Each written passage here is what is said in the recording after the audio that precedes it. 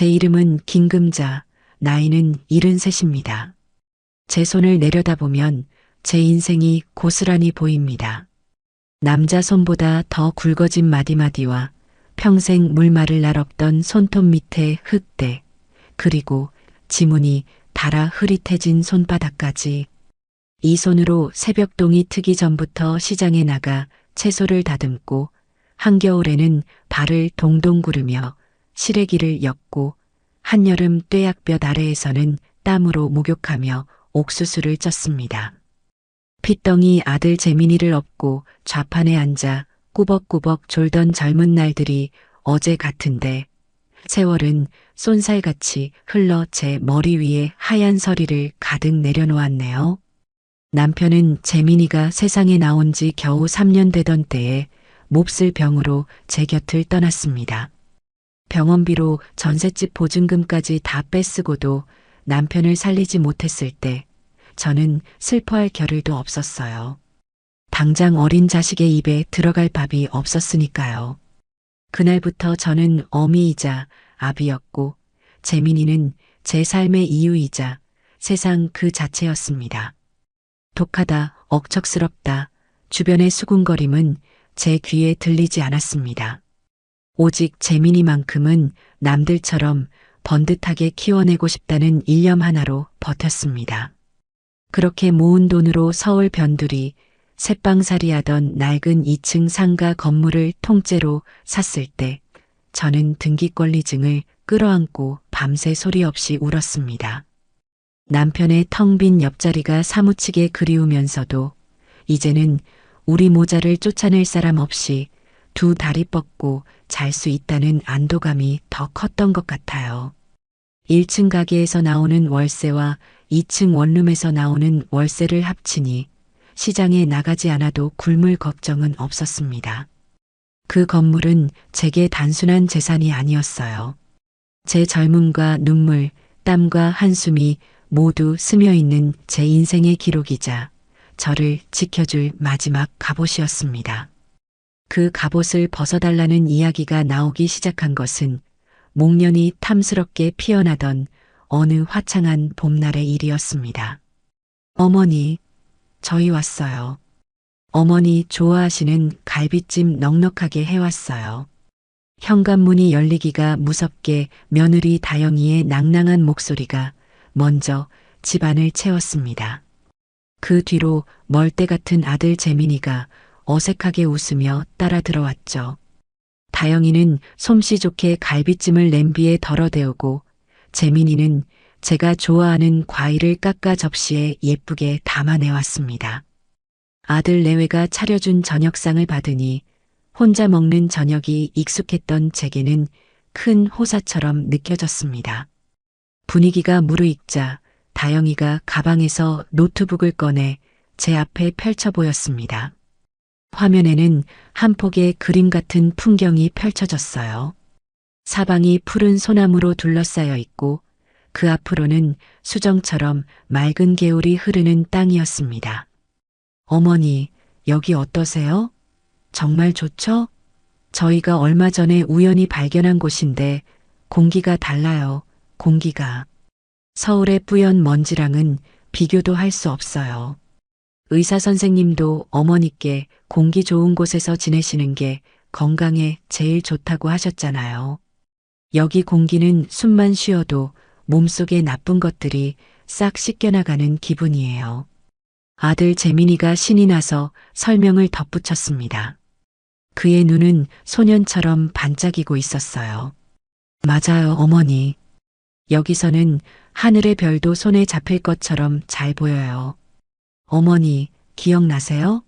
제가 어릴 때 옥상 평상에 누워서 별자리 찾아보던 거요. 이제는 우리 손주 녀석이랑 같이 마당에 누워서 별을 볼 수 있는 거예요. 며느리는 화면을 넘겨 그 땅 위에 지어질 2층 집의 가상 이미지를 보여주었습니다. 집 전체가 햇빛을 품을 것처럼 창이 많았고 산을 바라보며 차를 마실 수 있는 널찍한 나무 데크도 있었죠. 어머니, 상상을 한번 해보세요. 아침마다 시끄러운 자동차 소리가 아니라 이름 모를 새들이 지저귀는 소리에 눈을 뜨시는 거예요. 그리고 제가 갓 내린 따뜻한 커피를 들고 저 데크에 앉아 계시면 제가 맛있는 아침 식사를 차려 대령하는 거죠. 주말에는 제가 어머니 좋아하시는 코스모스랑 채송화를 마당 가득 심어 드릴게요. 어머니 방 창문 바로 아래에다 심어서 눈 뜨시면 제일 먼저 꽃을 보실 수 있게요. 그들의 말은 제 외로운 마음에 따뜻한 아랫목처럼 파고들었습니다. 시끄러운 도시의 소음, 퀴퀴한 매연, 혼자 잠들고 혼자 깨어나는 지독한 고독. 제가 평생을 견뎌온 모든 것들로부터의 완벽한 해방처럼 느껴졌어요. 하지만 이내 정신이 번쩍 들었습니다. 참 좋은 꿈 같은 이야기다만 저런 꿈을 현실로 만들려면 돈이 있어야지. 니들한테 그런 돈이 어디 있니? 제 단호한 물음에 아들 내외의 얼굴에 잠시 어색한 침묵이 흘렀습니다. 먼저 입을 연 것은 역시 다영이었어요. 며느리는 완벽하게 슬픈 표정을 지으며 제 손을 잡았습니다. 어머니, 저희 사정 잘 아시잖아요. 재민 씨 월급으로는 아이 키우고 대출 이자 막기도 빠듯해요. 그래서 이건 저희한테 정말 그림의 떡, 그냥 꿈일 뿐이에요. 저희끼리 여기 다녀와서 너무 좋다고, 우리 어머니 여기 모시고 살면 정말 좋겠다고 이야기만 했어요. 어머니의 그 건물이 없었다면 저희는 감히 이런 상상조차 못했을 거예요. 그 말은 비수처럼 날아와 제 가슴에 박혔습니다. 제 건물을 팔아 그들의 꿈을 이뤄달라는 세상에서 가장 아름답고 잔인한 요구였죠. 저희가 돈 한 푼 없어서 죄송해요. 그래서 더더욱 어머니께 이런 말씀드리는 게 불효인 줄 알지만 어머니, 저희 정말 잘할 수 있어요. 평생 어머니 발 씻겨드리며 모실게요.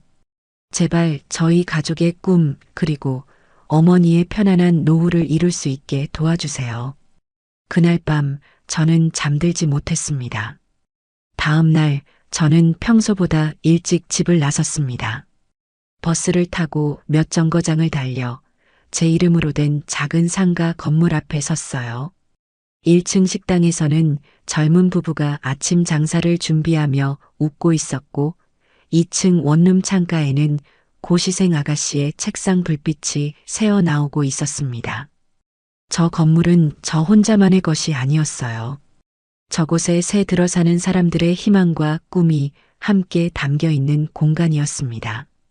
건물의 차가운 벽에 손을 대자 제 젊은 날의 고생이 고스란히 느껴지는 것 같아 눈시울이 뜨거워졌습니다. 내가 이걸 어떻게 팔아?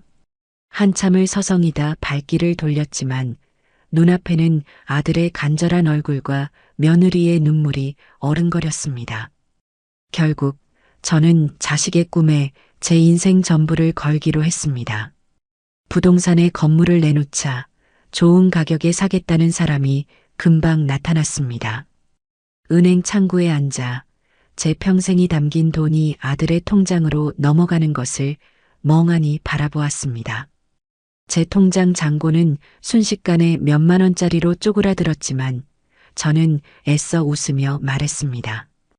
이제 네가 우리 집 가장이다. 어깨 쫙 펴고 살아라. 집이 거의 다 지어져 갈 무렵 이번에는 아들이 제게 차 이야기를 꺼냈습니다. 새로 이사갈 동네는 다들 사는 수준이 있는데 낡은 국산차는 좀 창피하다는 것이었죠. 며느리는 옆에서 거들었습니다. 어머니, 그리고 그런 전원주택에 낡은 차가 서 있으면 동네 사람들이 뭐라고 하겠어요. 아들 며느리가 늙은 어머니 재산 뺏어서 집 짓고 정작 어머니 차는 낡은 거 태워드린다고 손가락질할 거예요. 번듯한 차 한 대 있어야 우리 가족 전체의 체면이 서는 거예요. 다 어머니를 위해서 그러는 거죠. 참으로 기가 막힌 논리였지만 저는 더 이상 반박할 힘도 없었습니다. 저는 그들을 데리고 수입차 전시장을 찾았습니다. 아들은 가장 비싼 독일제 세단 앞에서 떠날 줄을 몰랐죠. 가격을 보니 눈앞이 아찔했지만 저는 이미 브레이크가 고장난 기차처럼 멈출 수가 없었습니다. 계약서를 작성하려 할 때 저는 제 마지막 남은 이성을 쥐어짜 제안했습니다.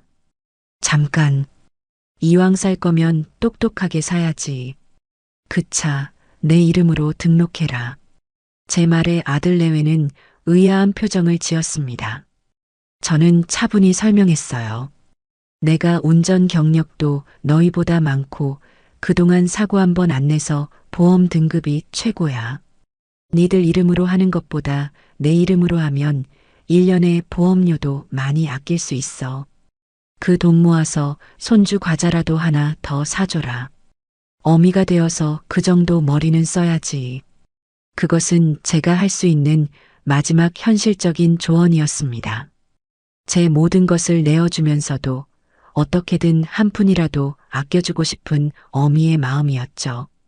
다영이는 역시 지혜로우시다며 손뼉을 쳤고 차는 제 명의로 등록되었습니다. 그리고 마침내 이삿날이 밝았습니다. 제 낡은 가구들이 새 집에 들어가자 값비싼 새 가구들 사이에서 초라하게 기가 죽는 것만 같았습니다. 며느리는 제게 1층 구석에 작은 방을 내어주며 말했습니다. 어머니, 저희가 일부러 이 방으로 해드렸어요. 전문가한테 물어보니까 2층에 강한 햇볕은 노인분들 피부랑 눈에 아주 안 좋대요. 그래서 어머니 건강 생각해서 일부러 제일 아늑한 1층으로 모신 거예요. 저희 마음 아시죠? 그럴듯한 변명이었지만 이미 2층의 가장 크고 좋은 방은 그들의 침실로 꾸며져 있었습니다. 이사를 대충 마치고 저녁이 되자 아들 내외는 새 차를 길들여야 한다며 신나게 드라이브를 나섰습니다. 저는 창가에 홀로 서서 멀어져 가는 차를 바라보았어요. 제 성을 허물어 그들에게 왕국을 만들어 주었고 제 마지막 남은 쌈짓돈을 털어 그들에게 번쩍이는 마차를 사주었습니다. 그 왕국에서 제가 얻은 것은 가장 작고 초라한 방 한 칸. 그때였습니다. 제 심장 한구석에서 바늘처럼 날카로운 통증과 함께 아주 서늘한 예감이 처음으로 고개를 들기 시작한 것이 새 집에서의 생활에 익숙해지기 위한 저만의 노력이 시작된 것은 이사한 지 2주가 조금 지났을 무렵이었습니다. 텅 빈 집의 고요함과 아들 내외의 무관심 속에서 저는 제가 살아있다는 감각을 느끼고 싶었어요. 무엇보다 평생을 함께 울고 웃었던 옛 친구들이 보고 싶었습니다. 시장에서 좌판을 할 때 바로 옆자리에서 함께 채소를 팔던 옥자, 언니, 건어물 가게를 하던 순이 엄마. 그들은 제게 단순한 친구가 아니라 피를 나누지 않은 자매나 마찬가지였습니다. 저는 용기를 내어 그들을 새 집으로 초대하기로 마음먹었습니다. 제 평생의 결실인 이 멋진 집을 친구들에게 자랑하고 싶은 마음도 조금은 있었지요. 제가 며느리 다영이에게 주말에 손님을 좀 초대하고 싶다고 이야기했을 때 그녀의 얼굴에는 순간적으로 경계심과 귀찮음이 스쳐 지나갔습니다. 하지만 그녀는 곧 특유의 상냥한 가면을 쓰고 활짝 웃으며 말했습니다. 어머, 손님이요? 물론이죠, 어머님. 어떤 분들인데요? 응, 시장에서 나랑 같이 고생했던 오랜 친구들이야. 딱 2사람만 불러서 조촐하게 밥이나 한 끼 먹으려고.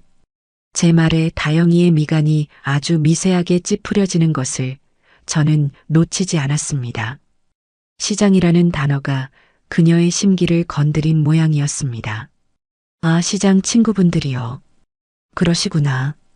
그럼요, 당연히 초대하셔야죠. 집들이도 제대로 못했는데 잘 됐네요. 음식은 제가 요즘 잘 나가는 출장 뷔페라도 불러드릴까요? 어머님 힘드신데 음식 준비까지 하시려면 고생이시잖아요. 며느리의 제안은 겉보기에는 저를 위하는 것 같았지만 그 속내는 훤히 들여다 보였습니다. 제 시장 친구들이 먹을 음식을 제 손으로 직접 차리는 것이 탐탁지 않았던 것이죠.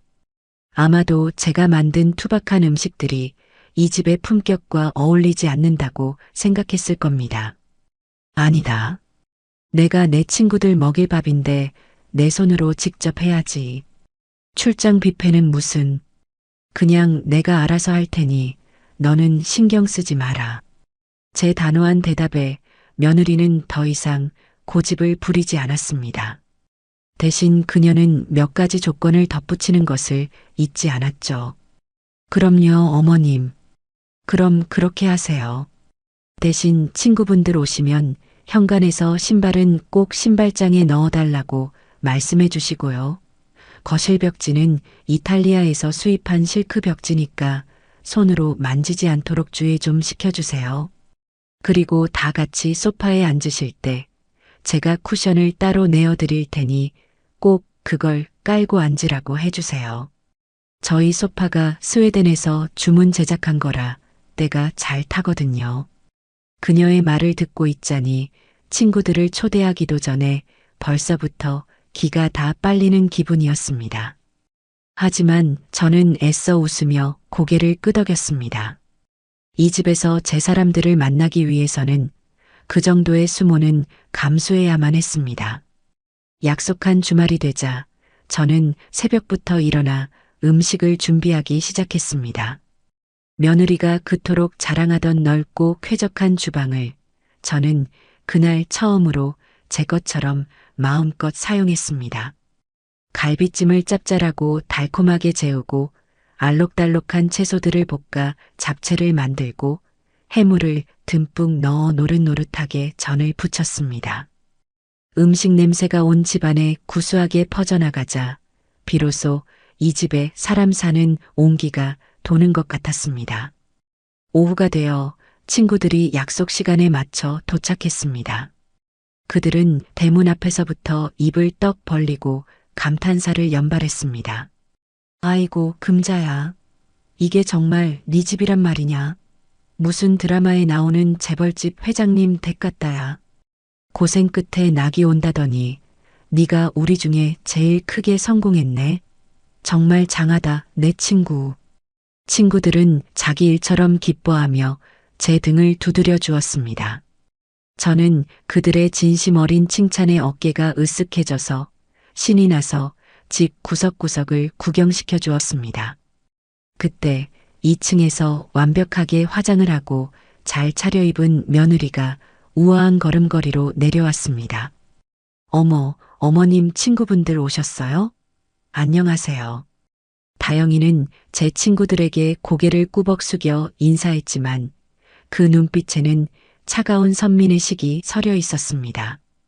제 친구들의 소박한 옷차림과 투박한 손마디를 위아래로 훑어보는 그 짧은 순간을 저는 똑똑히 보았습니다. 아이고, 며느리신가 봐. 인물이 아주 훤하시네. 우리 금자한테 잘해주셔야 혀. 옥자 언니가 특유의 넉살 좋은 목소리로 며느리의 손을 잡으려 하자 다영이는 마치 벌레에 닿기라도 한 것처럼 슬쩍 몸을 뒤로 빼며 어색하게 웃었습니다. 네, 그럼요.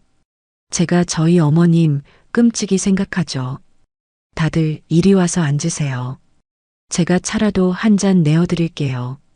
며느리는 친구들을 거실 소파로 안내했습니다. 그리고는 약속했던 대로 창고에서 꺼내온 낡고 촌스러운 꽃무늬 방석을 하나씩 나누어 주며 말했습니다. 자, 여기 방석 위에 앉으세요. 그냥 앉으시면 소파가 더러워져서요. 그녀의 무례한 말에 친구들의 얼굴이 순간 굳어지는 것이 보였습니다. 저는 너무나 창피해서 얼굴이 화끈거렸지만 애써 분위기를 수습하며 친구들을 자리에 앉혔습니다. 잠시 후 며느리는 쟁반에 주스도 커피도 아닌 멀건 보리차를 몇 잔 내왔습니다. 변변치 않지만 시원한 보리차라도 한 잔 하세요. 그녀의 말투는 더없이 공손했지만 그 안에는 너희에게는 이 정도도 감지덕지다라는 모욕적인 의미가 담겨 있었습니다. 친구들은 아무 말 없이 보리차만 홀짝였습니다. 즐거워야 할 집들이 분위기는 며느리의 등장과 함께 싸늘하게 식어버렸습니다. 저는 서둘러 주방으로 가 정성껏 준비한 음식들을 내왔습니다. 친구들은 제 음식을 맛보더니 그제야 얼굴이 조금 풀리는 듯 했습니다. 역시 이 맛이야. 금자, 네 손맛은 여전하구나. 이 갈비찜은 정말 예술이다, 예술. 잡채도 정말 맛있네. 며느리도 이리 와서 같이 좀 드셔보셔. 순이 엄마가 며느리에게 빈 접시를 내밀자 다영이는 질색하는 표정을 감추지 못하고 손사래를 쳤습니다. 아니에요, 괜찮아요. 저는 원래 아침을 늦게 먹어서 배가 안 고파요. 그리고 이런 기름진 음식은 별로 좋아하지 않아서요. 살찌잖아요. 그녀는 마치 제 친구들이 먹는 음식이 무슨 오물이라도 되는 것처럼 말했습니다. 그 순간 제 마음속에서 무언가가 툭 하고 끊어지는 소리가 났습니다. 제가 제 친구들을 위해 제 손으로 정성껏 만든 이 음식들이 그녀에게는 그저 기름지고 살찌는 저급한 음식일 뿐이었던 것입니다. 식사가 끝나고 옥자 언니가 좋은 마음으로 상을 치우는 것을 도우려 하자 며느리는 거의 비명을 지르며 달려와 언니의 손에서 그릇을 빼앗았습니다. 어머님, 괜찮아요. 제가 할게요. 그냥 두세요. 이 그릇 제가 아끼는 거라 함부로 다루면 깨져요. 그녀의 과민한 반응에 옥자 언니는 무안한 듯 손을 거두었습니다.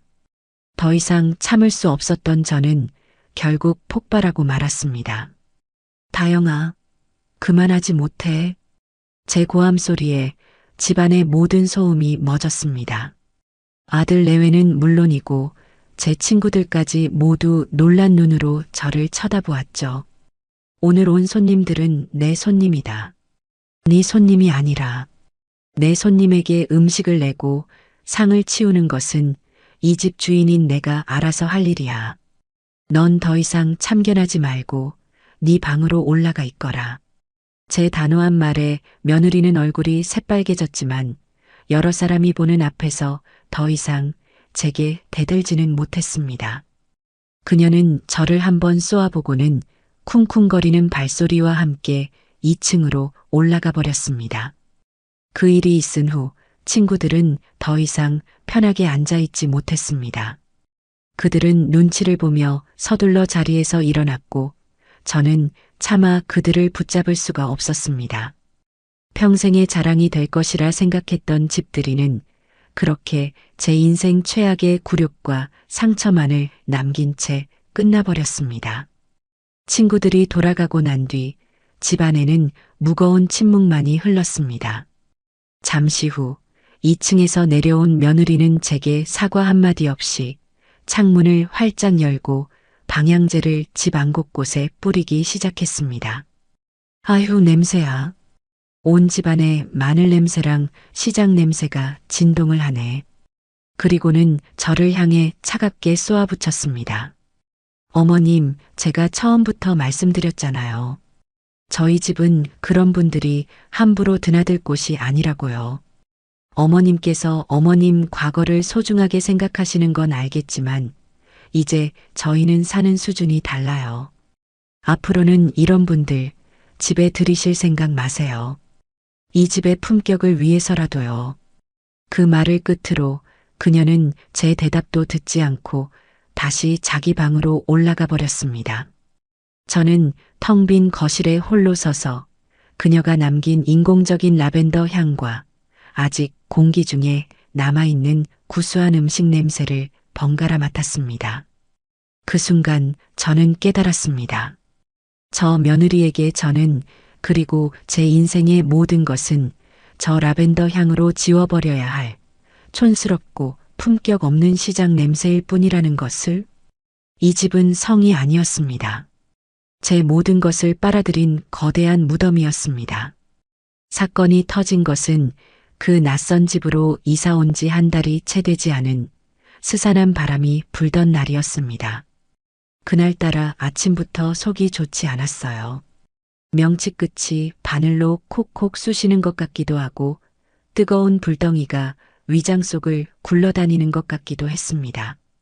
나이가 들면 아픈 것이 일상이라 대수롭지 않게 여기고 부엌으로 나갔습니다. 아침 식사라도 준비해야 아들 녀석 출근길에 밥 한 술이라도 먹여보낼 수 있을 테니까요. 하지만 그날은 몸이 제 마음대로 움직여주지 않았습니다. 냉장고 문을 여는데 눈앞이 핑 돌면서 그 자리에 주저앉고 말았어요. 식은 땀이 비 오듯 흘러내리고 배를 칼로 저미는 듯한 통증에 숨을 쉴 수조차 없었습니다. 악! 하는 비명소리가 저도 모르게 터져나왔습니다. 마침 2층에서 내려오던 며느리가 제 모습을 보고 기겁을 하며 달려왔어요. 어머님, 왜 그러세요? 어디가 안 좋으세요? 다영이의 목소리에는 분명 걱정이 담겨 있었지만 저는 그 순간에도 아침부터 이게 무슨 패 끼치는 짓인가 하는 미안함이 먼저 들었습니다. 저는 간신히 고통을 참으며 말했습니다. 배가 너무 아프구나. 병원에 좀 가야 할 것 같다. 병원요? 지금요?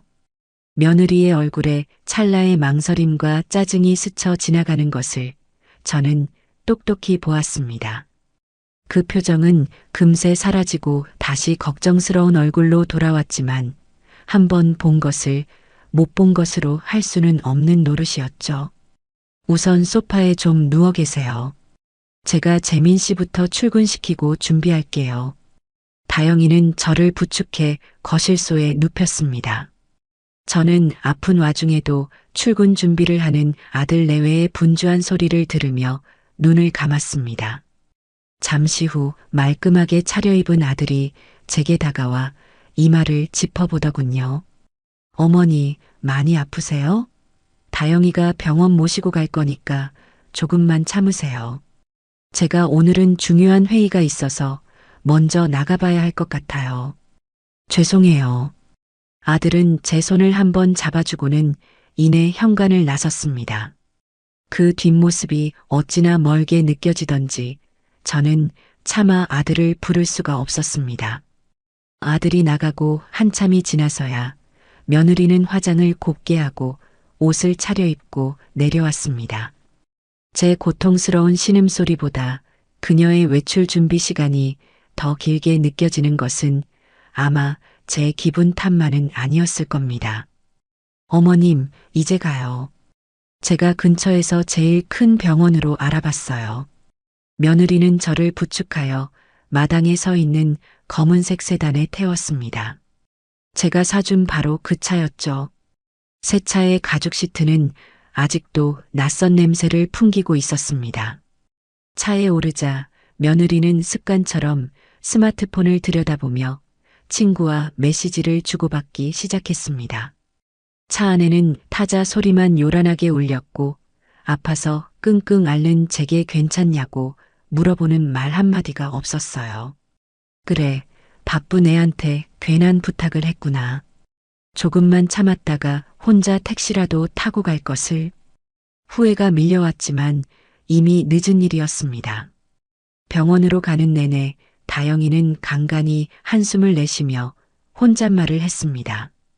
아, 오늘 백화점에 신상 들어오는 날인데 친구랑 점심 약속도 취소해야겠네. 그 말들은 모두 제 가슴에 와서 비수처럼 박혔습니다.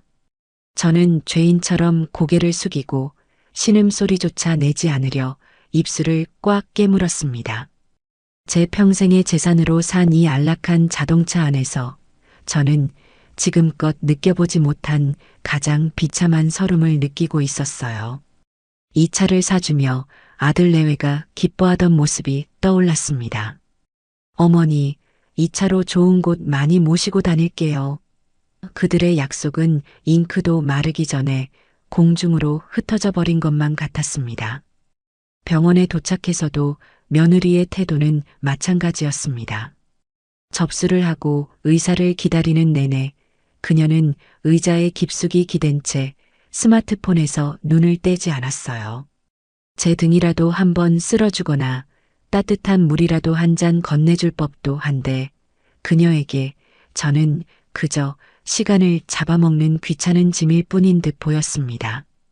의사는 급성 위경련인 것 같다고 주사를 맞고 약을 먹으면 괜찮아질 거라고 했습니다.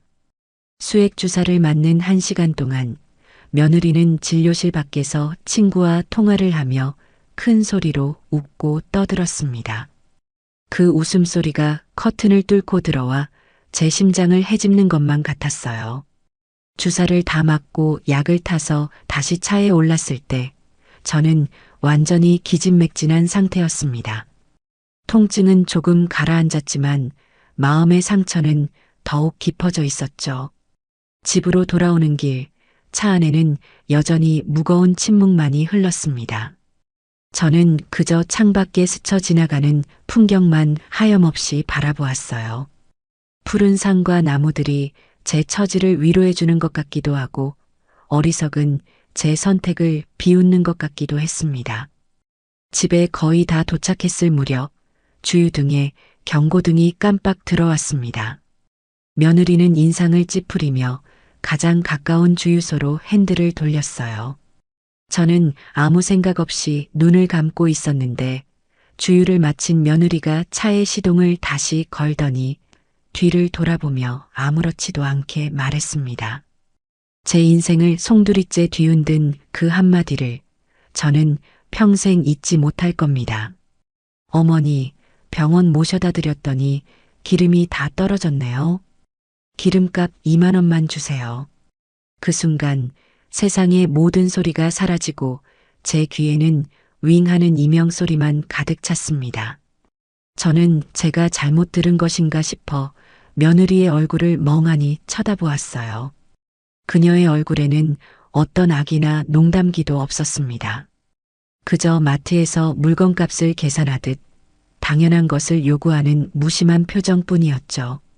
수억 원의 집, 수천만 원의 차를 사준 어미에게 아픈 몸을 이끌고 겨우 병원 한 번 다녀온 대가로 기름값 2만 원을 요구하는 며느리. 저는 그 짧은 순간에 제가 그동안 얼마나 어리석고 허황된 꿈에 빠져 있었는지를 깨달았습니다. 그들에게 저는 가족이 아니라 언제든 돈을 꺼내 쓸 수 있는 낡은 지갑에 불과했던 것입니다. 저는 떨리는 손으로 가방을 열어 지갑에서 꼬깃꼬깃한 10,000원짜리 2장을 꺼내 며느리에게 건넸습니다. 다영이는 그 돈을 아무렇지도 않게 받아 자기 지갑에 쏙 넣더군요. 그리고는 아무 일도 없었다는 듯 차를 몰아 집으로 향했습니다. 차가 마당에 멈추고 저는 비틀거리며 차에서 내렸습니다. 며느리는 먼저 집으로 쌩안이 들어가 버렸고 저는 한참 동안 마당에 서서 제가 사준 저 번쩍이는 검은색 세단을 바라보았습니다. 이제 저 차는 제게 고마움의 상징이 아니라 제 어리석음과 그들의 무정함을 증명하는 거대한 쇳덩어리로밖에 보이지 않았습니다. 그날 제 안에서 무언가가 완전히 부서져 내렸습니다. 그리고 그 부서진 자리에서 차갑고 단단한 무언가가 조용히 싹트기 시작했습니다. 그날 밤 저는 한숨도 잠들지 못했습니다. 1층 구석의 작은 방, 제 몸 하나 겨우 눕힐 수 있는 이 낯선 공간의 천장을 뜬 눈으로 바라보며 밤을 새웠습니다. 창밖에서는 귀뚜라미 소리가 처량하게 울렸고 2층에서는 간간히 아들 내외의 행복한 웃음소리가 들려왔습니다. 그 웃음소리는 제게 더 이상 위안이 아니라 심장을 도려내는 칼날처럼 느껴졌어요. 낮에 며느리에게 건넸던 꼬깃꼬깃한 2만 원이 제 눈앞에서 거대한 산이 되어 저를 짓누르는 것만 같았습니다. 이것은 단순히 돈의 문제가 아니었습니다. 만약 길에서 넘어진 저를 모르는 젊은이가 부축해주고 병원에 데려다 주었다면 저는 기꺼이 기름값은 물론이고 밥값까지 챙겨주며 고마워했을 겁니다. 하지만 상대는 제 며느리였습니다. 제가 제 모든 것을 내어준 아들의 아내였죠. 그 2만 원에는 저에 대한 일말의 존중이나 연민, 애정조차 담겨 있지 않았습니다. 오직 차가운 계산과 귀찮음, 그리고 나는 너에게 의무를 다했다는 식의 거래 관계만이 존재했을 뿐입니다. 수억 원짜리 집. 그들이 지금 두 다리 뻗고 잠든 저 집은 제 평생의 피와 땀입니다. 시장 좌판에 앉아 추위에 곱은 손을 불어가며 벌었고 식당 주방에서 뜨거운 불 앞에 서서 허리가 끊어지도록 일하며 모은 돈입니다. 수천만 원짜리 차. 아들 녀석 회사에서 기죽지 말라고 제 마지막 남은 노후 자금까지 털어서 사준 선물입니다. 그 모든 것을 받고도 그들은 아픈 어미를 병원에 데려다 준 기름값이 아까워 손을 벌렸습니다. 그것은 단순한 실수가 아니었어요. 그것은 그들의 본심이었고 저를 대하는 그들의 진짜 태도였습니다. 그들에게 저는 더 이상 어머니가 아니라 모든 것을 빼앗기고 이제는 껍데기만 남은 비용일 뿐이었습니다. 저는 어둠 속에서 조용히 눈물을 흘렸습니다. 제 어리석음에 대한 눈물이었고 자식의 행복을 위해 모든 것을 바친 제 인생에 대한 연민의 눈물이었으며 차갑게 식어버린 그들의 마음에 대한 절망의 눈물이었습니다. 하지만 눈물은 이내 분노로 변했습니다. 그리고 그 분노는 다시 차갑고 단단한 결심으로 굳어졌어요. 그래, 내가 바보였다. 자식의 행복이 곧 내 행복이라는 헛된 믿음에 빠져 모든 것을 내어준 내가 천치였다. 하지만 더 이상은 아니다. 내가 내어준 것을 내 방식으로 되찾아오겠다. 밤새 저를 괴롭히던 복통은 거짓말처럼 사라져 있었습니다. 마음의 병이 깊어지니 몸의 병은 사소하게 느껴지는 모양입니다. 동쪽 하늘이 희미하게 밝아오기 시작할 무렵 저는 자리에서 일어났습니다. 제 마음은 그 새벽 공기처럼 차갑고 맑았습니다. 더 이상의 망설임이나 미련은 없었어요. 아침이 되자 아들 내외는 아무 일도 없었다는 듯이 행동했습니다. 며느리는 제게 아침 인사를 건넸고 아들은 신문을 보며 식사를 했죠. 저는 묵묵히 제 몫의 밥을 먹고 자리에서 일어났습니다. 그리고 그들이 출근하기만을 조용히 기다렸습니다. 아들이 제가 사준 그 검은색 세단에 시동을 걸고 며느리가 조수석에 올라타는 모습을 창문으로 지켜보았습니다. 차가 시야에서 완전히 사라지자 저는 곧장 전화기를 들었습니다. 인터넷을 뒤져 찾아낸 우리 동네에서 가장 큰 중고차 매매상의 번호였습니다. 수화기 너머로 젊은 남자의 목소리가 들렸습니다. 네, 중고차 최고가 매입 전문 모터스입니다. 저는 제 목소리가 조금도 떨리지 않는다는 사실에 스스로 놀랐습니다. 여기 와서 차 좀 가져가세요. 작년에 출고한 독일제 세단입니다. 주행거리도 거의 없고요. 아, 네, 고객님. 바로 출발하겠습니다. 30분 안에 도착할 겁니다. 전화를 끊고 저는 방으로 들어가 제 인감도장과 자동차 등록증을 챙겼습니다. 모든 것이 순조로웠습니다. 약속된 시간이 되자 최고가 매입이라고 쓰인 요란한 스티커를 붙인 트럭 한 대가 집 앞에 멈춰 섰습니다. 차에서 내린 젊은 남자는 제 검은색 세단을 보더니 휘파람을 불며 감탄했어요. 와, 사모님. 이거 그냥 새 차나 다름없네요. 관리 정말 잘하셨습니다. 왜 이렇게 빨리 파시는 거예요? 그냥 나한테는 좀 과분한 차인 것 같아서요. 저는 무심하게 대답하며 그를 집 안으로 안내했습니다. 거실 테이블에 마주 앉아 그는 차의 상태를 꼼꼼히 체크한 서류를 보여주며 매입 가격을 제시했습니다. 제가 생각했던 것보다 괜찮은 금액이었어요. 저는 그 자리에서 바로 매매 계약서에 인감도장을 찍었습니다. 모든 절차는 1시간도 채 걸리지 않았습니다.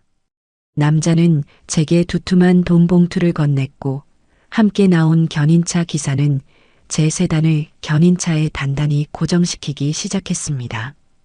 저는 마당에 서서 그 모든 과정을 묵묵히 지켜보았습니다. 아들 내외가 그렇게나 자랑스러워하던 그들의 성공과 허영심의 상징이었던 번쩍이는 검은색 세단이 무력하게 견인차 위로 끌려 올라갔습니다. 그리고는 제가 사는 이 동네를 천천히 빠져나갔죠. 그 모습이 제 눈에서 완전히 사라질 때까지 저는 한 발짝도 움직이지 않았습니다. 이상하게도 마음 한구석이 아프거나 서운하지 않았습니다. 오히려 오랫동안 저를 짓누르고 있던 무거운 돌덩이가 쑥 내려가는 것처럼 속이 다 후련했습니다. 그것은 제 어리석었던 과거와의 완전한 결별 선언이었습니다. 집 안으로 돌아온 저는 매매상이 건넨 돈다발을 테이블 위에 펼쳐놓았습니다. 그리고 그중 일부를 챙겨들고 다시 집을 나섰습니다. 버스를 타고 읍내로 나가 가장 가까운 국산차 영업점을 찾아갔습니다. 그리고 그곳에서 가장 작고 실용적인 경차 한 대를 계약했어요. 남은 돈은 은행에 들러 제 명의의 새로운 예금 통장을 만들어 모두 입금했습니다. 모든 일을 마치고 집으로 돌아오는 버스 창가에 앉아 저는 오랜만에 편안한 마음으로 바깥 풍경을 구경했습니다. 이제부터 제 인생의 운전대는 제가 직접 잡고 제가 가고 싶은 길을 갈 것입니다. 텅 비어버린 주차장을 보니 오히려 마음이 평화로웠습니다. 이제 곧 불어닥칠 폭풍우를 기다리는 고요하고 완전한 평화였습니다. 그날 저녁 저는 평소보다 조금 더 정성껏 저녁을 준비했습니다. 보글보글 끓는 된장찌개의 구수한 냄새가 온 집안에 퍼져나갔어요. 제가 거실 테이블에 앉아 조용히 식사를 시작할 무렵 현관문이 열리고 아들 내외가 들어왔습니다. 평소와 다름없이 그들은 제잘거리며 들어섰습니다. 아, 오늘 부장님 때문에 정말 스트레스 받아 죽는 줄 알았네. 고생했어요, 여보. 얼른 씻고 저녁 먹자. 오늘따라 유난히 맛있는 냄새가 나네. 그들의 즐거운 대화는 마당을 가로질러 거실 창에 다다랐을 때 칼로 자른 듯 뚝 끊겼습니다. 저는 그들의 시선이 어디에 머물렀을지 보지 않아도 알 수 있었어요. 항상 그 자리에 위풍당당하게 서 있던 그들의 자존심이었던 검은색 세단이 사라진 텅 빈 주차장. 잠시 동안 무거운 침묵이 흘렀습니다. 이윽고 다급한 발소리와 함께 현관문이 벌컥 열렸습니다. 어머니, 어머니, 차 어디 갔어요? 차? 아들 재민이가 하얗게 질린 얼굴로 집 안으로 뛰어들어오며 소리쳤습니다. 며느리 다영이 역시 당황한 기색이 역력한 얼굴로 그 뒤를 따랐죠. 그들은 마치 집 안 어딘가에 제가 차를 숨겨놓기라도 한 것처럼 거실과 부엌을 두리번거렸습니다. 저는 태연하게 된장찌개를 한술 뜨고 나서 천천히 입을 열었습니다. 차? 무슨 차 말하는 거니? 무슨 차긴요? 우리 차요. 주차장에 있던 검은색 차. 누가 훔쳐간 거 아니에요? 빨리 경찰에 신고해야 해요. 재민이는 금방이라도 울음을 터뜨릴 것처럼 허둥대며 주머니에서 휴대폰을 꺼내 들었습니다. 저는 그런 아들을 조용히 제지했습니다. 신고할 필요 없다. 아무도 훔쳐가지 않았으니. 제 차분한 목소리에 아들 내외는 의아한 표정으로 저를 바라보았습니다. 며느리가 조심스럽게 물었어요. 그럼 차가 어디 있는데요, 어머님? 누가 잠시 빌려가기라도 한 거예요? 저는 숟가락을 내려놓고 그들의 얼굴을 똑바로 쳐다보며 말했습니다. 제 인생에서 가장 통쾌하고 또 가장 슬픈 한마디였습니다. 내가 팔았다. 네. 뭘 팔아요? 그 차, 내가 오늘 오전에 중고차 매매상 불러서 팔아버렸다. 제 말에 아들 내외의 얼굴은 그야말로 새하얗게 굳어버렸습니다. 잠시 동안 그들은 제가 한 말의 의미를 이해하지 못하는 듯 보였어요. 거실에는 오직 찌개가 끓는 소리만이 작게 들려왔습니다. 가장 먼저 정신을 차린 것은 며느리였습니다. 그녀는 날카로운 목소리로 소리쳤습니다. 어머니, 지금 제정신이세요? 그걸 왜 어머니 마음대로 팔아요? 그게 어떤 차인데? 아들 역시 상황 파악이 된 듯 믿을 수 없다는 표정으로 제게 다가와 절규하듯 물었습니다. 어머니, 정말이에요? 왜요? 왜 우리한테 말 한마디 없이 그런 결정을 하세요? 도대체 이유가 뭐예요? 저는 자리에서 일어나 그들에게 천천히 다가갔습니다. 그리고 제 평생의 분노와 서름, 그리고 어미로서의 마지막 가르침을 담아 말했습니다. 이유는 너희가 더 잘 알 텐데. 어제 네 아내가 나한테서 받아간 돈이 얼마였지? 그래, 2만 원. 아픈 늙은 어미 병원 한번 데려다주고 받은 기름값 2만 원. 그깟 2만 원이 아까워서 어미에게 손을 벌리는 아들 내외에게 수천만 원짜리 외제차는 사치인 것 같아서 그랬다. 니들이 감당할 수 있는 수준의 차를 타는 게 맞는 것 같아서 내가 정리해 준 거야. 제 말은 거실의 공기를 얼어붙게 만들었습니다. 며느리는 얼굴이 새빨개졌다가 새하얘지기를 반복하더니 이내 뻔뻔하게도 변명을 늘어놓기 시작했어요. 어머님, 그걸 그렇게 오해하시면 어떡해요. 저는 그냥 농담한 거였어요. 어머님이랑 좀 더 친해지고 싶어서 장난친 거라고요. 농담? 저는 실소를 터뜨렸습니다. 내 돈 2만 원을 네 지갑에 쑤셔 넣을 때 네 얼굴은 조금도 농담하는 것 같지 않더구나. 그리고 설령 그게 농담이었다고 치자. 아픈 시어머니를 상대로 그런 저급한 농담을 하는 며느리에게 내가 과연 수천만 원짜리 선물을 계속 쥐어줘야 할 이유가 있을까? 제 논리적인 반박에 며느리는 말문이 막힌 듯 입술만 달싹였습니다. 그러자 이번에는 아들이 나섰습니다. 그는 감정에 호소하는 방법을 택했죠. 어머니, 그래도 그렇지 어떻게 저희랑 상의 한마디 없이 차를 팔아버리세요. 그 차가 저한테 얼마나 중요한지 아시면서. 이건 정말 너무하신 처사예요. 상해? 그랬구나. 너희는 나한테 상의를 하고 내 전 재산을 가져갔니? 너희는 나한테 상의를 하고 나를 이 집 구석의 작은 방에 밀어 넣었어? 너희가 나를 한 번이라도 진정한 가족으로, 어미로 존중했다면 나 역시 너희를 존중했을 게다. 하지만 너희는 나를 존중하지 않았어. 그러니 나도 더 이상 너희를 존중할 필요를 못 느끼겠구나. 그리고 분명히 해두지만 그 차는 내 명의로 된 내 재산이다. 내 재산을 내가 처분하는데 너희 허락받을 이유는 없는 것 같구나. 제 단호한 태도에 아들 내외는 더 이상 아무 말도 하지 못했습니다. 분노와 당혹감, 그리고 약간의 공포가 뒤섞인 표정으로 저를 바라볼 뿐이었죠. 그들의 위선적인 가면이 벗겨지고 맨 얼굴에 탐욕과 이기심이 드러나는 순간이었습니다. 저는 더 이상 그들을 상대하고 싶지 않아 제 방으로 향했습니다. 문을 닫고 들어오자 밖에서 며느리의 앙칼진 목소리와 아들의 한숨 소리가 뒤섞여 들려왔습니다. 저는 침대에 걸터 앉아 창밖의 어둠을 바라보았습니다.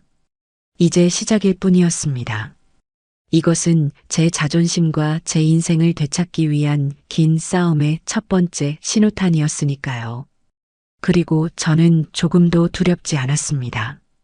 자동차를 팔아버린 그날 밤, 우리 집에는 태풍이 지나간 후에 고요함 같은 무겁고 서늘한 침묵만이 감돌았습니다. 저녁 식탁은 그 누구도 치우지 않은 채 엉망으로 남아 있었고 2층에서는 아들 내외가 낮은 목소리로 다투는 소리가 간간히 들려왔습니다. 저는 제 방문을 굳게 닫고 앉아 그들의 분노가 제게 미치지 못하도록 보이지 않는 벽을 쳤습니다. 더 이상 그들의 감정에 휘둘리고 싶지 않았어요. 제 마음은 오히려 기묘할 정도로 평온했습니다. 오랫동안 앓던 일을 뽑아낸 것처럼 시원하면서도 한편으로는 텅 비어버린 잇몸처럼 허전한 그런 복잡한 평온함이었죠. 다음 날 아침 부엌에 나갔을 때 식탁은 여전히 어젯밤의 전쟁터 그대로였습니다. 아들 내외는 아예 내려오지도 않았더군요. 저는 묵묵히 제 몫의 밥을 차려 먹고 설거지를 깨끗이 마쳤습니다. 마치 어젯밤의 일은 다른 집에서 일어난 일인 양, 저는 제 일상을 이어나가기로 마음먹었습니다. 그날은 제가 차를 판 돈으로 새로 계약한 작은 경차가 나오는 날이었습니다. 저는 오랜만에 옷장에서 가장 깔끔한 외출복을 꺼내 입었습니다. 자동차 영업소까지는 버스를 2번이나 갈아타야 하는 먼 길이었습니다. 버스 창가에 앉아 빠르게 스쳐 지나가는 바깥 풍경을 보며 저는 제 인생을 되돌아보았습니다. 평생을 남편 대신 아들 대신 운전대를 잡고 살아왔지만 정작 제 자신을 위한 운전은 한 번도 해본 적이 없었던 것 같아요. 항상 누군가를 태우고 어딘가에 데려다주고 무언가를 셔나르기 위한 운전이었습니다. 하지만 오늘부터는 달라질 것입니다. 이제 제 인생의 운전대는 온전히 제 손에 쥐어져 있었고 그 목적지는 제가 정할 것이었습니다. 영업소에 도착하자 말쑥하게 차려입은 젊은 직원이 저를 맞았습니다. 그는 저를 전시장 안쪽으로 안내했어요. 그곳에는 작고 앙증맞은 흰색 경차 한 대가 반짝이며 저를 기다리고 있었습니다. 값비싼 독일제 세단처럼 위압적인 위용은 없었지만 오히려 제 몸에 꼭 맞는 옷처럼 편안하고 친근하게 느껴졌습니다. 사모님, 차 나왔습니다. 필요한 서류 작업은 다 끝났고 간단한 설명만 들으시고 바로 몰고 가시면 됩니다. 젊은 직원은 친절하게 차의 기능들을 하나하나 설명해 주었습니다. 저는 그의 설명을 들으며 차 안 구석구석을 살펴보았어요. 새 차에서 나는 특유의 냄새가 나쁘지 않았습니다. 제 돈으로 오롯이 저를 위해 산 첫 번째 물건이었습니다. 그 사실만으로도 가슴 벅찬 감동이 밀려왔어요. 모든 절차를 마치고 차 키를 건네받았을 때 저는 젊은 직원에게 진심으로 고개를 숙여 인사했습니다. 고맙습니다, 총각. 신경 많이 써줘서. 저는 새로운 MR을 몰고 영업소를 빠져나왔습니다. 처음에는 조금 어색했지만 금세 손에 익더군요. 차가 작고 가벼워서 오히려 운전하기가 훨씬 수월했습니다. 저는 곧장 집으로 가지 않고 은행으로 차를 몰았습니다. 어제 받은 두툼한 돈 봉투는 제 가방 안에서 묵직한 존재감을 뽐내고 있었죠. 은행에 들어가 번호표를 뽑고 순서를 기다리는 동안 저는 수많은 생각에 잠겼습니다. 이 돈은 제 젊음과 맞바꾼 돈입니다. 제 잠 못 이루던 밤들과 아파도 병원 한 번 제대로 가지 못했던 서러운 날들이 녹아있는 돈입니다. 이 돈을 다시는 그들의 손에 닿는 곳에 둘 수 없었습니다. 창구에 앉아 저는 제 명의로 된 새로운 예금 통장을 하나 만들었습니다. 그리고 차를 팔고 남은 모든 돈을 그 통장에 입금했어요. 통장 맨 앞장에 긴금자라고 선명하게 찍힌 제 이름을 보니 비로소 제 것을 되찾은 기분이 들었습니다. 저는 그 통장과 도장을 가방 가장 깊숙한 곳에 넣고 은행을 나섰습니다. 이제 제게는 누구에게도 의지하지 않고 살아갈 수 있는 최소한의 방패가 생긴 셈입니다. 집으로 돌아오니 오후 늦은 시간이었습니다. 제가 마당에 작은 흰색 경차를 주차하자 2층 창문 커튼이 살짝 들렸다가 내려가는 것이 보였습니다. 아들 내외가 저를 지켜보고 있었던 것이죠. 저는 애써 그들을 무시하며 차에서 내려 집으로 들어갔습니다. 저녁 시간이 되어 부엌으로 나가자 아들 내외가 무거운 표정으로 식탁에 앉아 있었습니다. 그들은 저를 보자마자 마치 약속이라도 한 듯이 동시에 입을 열었습니다. 어머니, 드릴 말씀이 있어요. 아들의 목소리는 차갑게 가라앉아 있었습니다. 저는 말없이 그들을 바라보았어요. 그러자 며느리가 기다렸다는 듯이 서류 한 장을 제 앞에 툭 던졌습니다. 깔끔하게 컴퓨터로 작성된 문서에는 월 생활비 청구 내역이라는 제목이 붙어 있었습니다. 이게 뭐냐? 보시면 모르세요? 저희가 이 집에서 사는데 들어가는 한 달 비용이에요. 관리비, 수도세, 전기세, 가스비, 인터넷 요금, 그리고 저희 세 식구 식비까지 총액을 정확히 3으로 나눴어요. 앞으로 매달 말일에 어머니 몫은 어머니께서 직접 부담해 주셔야겠어요. 며느리는 팔짱을 낀 채 저를 똑바로 쳐다보며 말했습니다. 그 눈빛에는 더 이상 가식적인 상냥함 따위는 없었습니다. 오직 날카로운 저기와 계산만이 번뜩이고 있었죠. 이 집을 짓는데 제 평생의 재산이 들어갔다는 사실은 그들의 계산법에는 존재하지 않았습니다. 그들은 저를 이 집에 새 들어 사는 세입자 취급을 하고 있는 것이었습니다. 저는 잠시 그 서류를 말없이 내려다보았습니다. 그들의 치졸함과 뻔뻔함에 헛웃음이 나왔지만 저는 화를 내지 않았습니다. 오히려 그들의 행동이 제 결심을 더욱 굳게 만들어 주었으니까요. 저는 청구서를 집어들어 찬찬히 훑어보았습니다. 그리고는 고개를 끄덕이며 말했죠. 그래, 알겠다. 이제부터는 모든 걸 정확하게 계산하며 사는 게 우리 서로에게 좋겠구나. 제 순순한 반응에 아들 내외는 오히려 당황한 듯 보였습니다. 제가 화를 내고 싸움을 걸어올 것이라고 예상했던 모양입니다. 저는 자리에서 일어나 그들을 향해 마지막으로 선언했습니다. 대신 조건이 있다. 나도 이제부터는 내 몫의 생활비를 낼 테니 너희도 앞으로 나한테 10원 한 장 아쉬운 소리 하지 마라.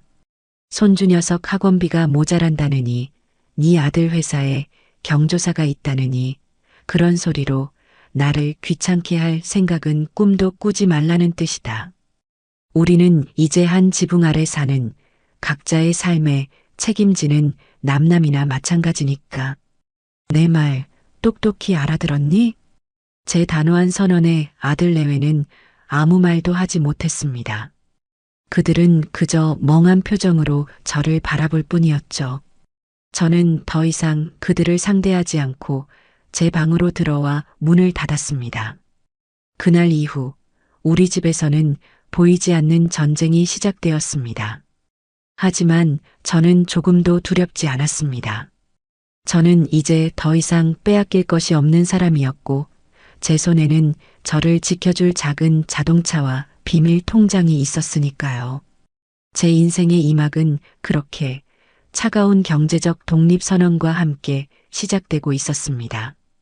생활비 각출을 시작한 이후 우리 집의 공기는 눈에 띄게 달라졌습니다. 이전에는 가식적인 웃음이라도 오갔지만 이제는 서로를 없는 사람 취급하는 냉랭한 침묵만이 감돌았어요. 아들 내외는 저를 투명 인간처럼 대했습니다. 제가 거실 소파에 앉아 텔레비전을 보고 있으면 그들은 제 바로 앞에서 리모컨을 빼앗아 다른 채널로 돌려버렸고 제가 부엌에서 무언가를 하고 있으면 마치 제가 그곳에 없는 것처럼 자기들끼리만 큰 소리로 웃고 떠들었습니다. 그것은 대놓고 하는 구박보다 더 사람을 비참하게 만드는 교묘하고 치사한 방식의 따돌림이었습니다. 어느 날 저녁에는 자기들끼리만 피자를 시켜 먹더군요. 고소한 피자, 냄새가 온 집안에 진동했지만 그들은 제게 먹어보라는 말 한마디 건네지 않았습니다. 오히려 제가 없는 사람인 양 자기들끼리 텔레비전을 보며 낄낄거렸죠. 저는 말없이 제 방으로 들어와 찬밥에 물을 말아 먹었습니다. 밥알이 모래알처럼 껄끄럽게 느껴졌지만 눈물은 나오지 않았습니다. 그깟 피자, 한 조각에 연연하는 제 자신이 처량해서 오히려 화가 치밀어 올랐어요. 그들의 유치한 복수는 거기서 그치지 않았습니다.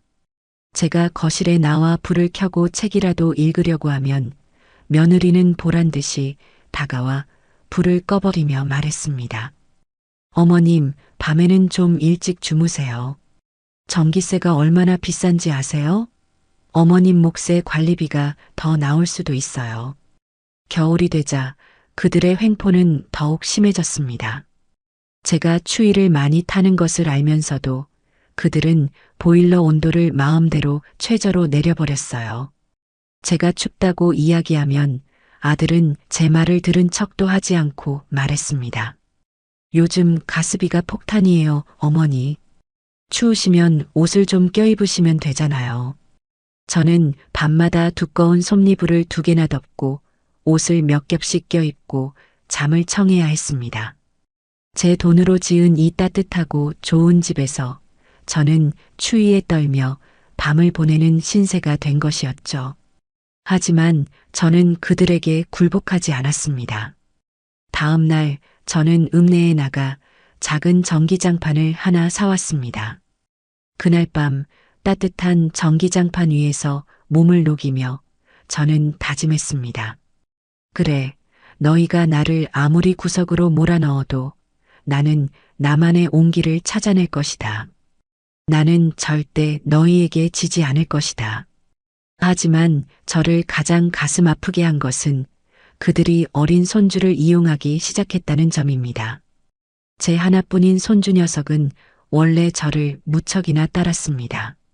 제가 들려주는 옛날 이야기를 좋아했고 제가 만들어주는 간식을 세상에서 가장 맛있게 먹던 아이였죠. 하지만 어느 날부터인가 아이가 저를 피하기 시작했습니다. 제가 손을 내밀면 슬금슬금 뒷걸음질을 치고 제가 말을 걸면 못 들은 척 제 아빠나 엄마 뒤로 숨어버렸어요. 이상하게 생각하던 어느 날 오후 저는 그 이유를 알게 되었습니다. 손주 방에서 장난감 정리를 도와주다가 우연히 2층에서 내려오는 아들 내외의 대화를 엿듣게 된 것이죠. 여보, 민수한테 너무 심하게 말하는 거 아니야? 할머니 미워하라고 가르치는 건 좀 그렇지 않아? 아들의 걱정스러운 목소리에 며느리가 앙칼지게 대꾸했습니다. 심하긴 뭐가 심해? 사실을 말해주는 건데. 할머니가 우리 좋은 차 팔아버려서 이제 민수 놀이공원 갈 때 편하게 못 간다고 했더니 애가 바로 알아듣더구먼. 저렇게라도 해야 우리 어머니가 정신을 차리지. 자기 때문에 애까지 저러는 거 보면 마음이 좀 아프시겠지. 안 그래? 그들의 대화를 듣는 순간 제 심장이 얼어붙는 것 같았습니다. 세상에 어떻게 저렇게 잔인할 수가 있을까요? 아무것도 모르는 어린아이에게 거짓을 주입하여 할머니를 미워하도록 만들다니요. 그것은 제게 가하는 가장 비겁하고 악랄한 공격이었습니다. 그날 밤 저는 손주가 잠든 것을 확인하고 아이의 방에 몰래 들어갔습니다. 잠든 아이의 얼굴을 쓰다듬으며 저는 소리 없이 눈물을 흘렸습니다. 제 어리석은 선택이 결국에는 사랑하는 손주에게까지 상처를 주게 된 것만 같아 가슴이 미어졌습니다. 그날 이후 저는 집안에서 더욱 고립되었습니다. 유일한 낙이었던 손주와의 시간마저 빼앗기자 저는 숨이 막힐 것 같은 외로움과 무력감에 시달렸습니다. 하루 종일 작은 방에 갇혀 창밖만 하염없이 바라보는 날들이 이어졌어요. 그러던 어느 날 저는 창밖으로 보이는 텅 빈 마당을 보다가 문득 한 가지 생각을 떠올렸습니다.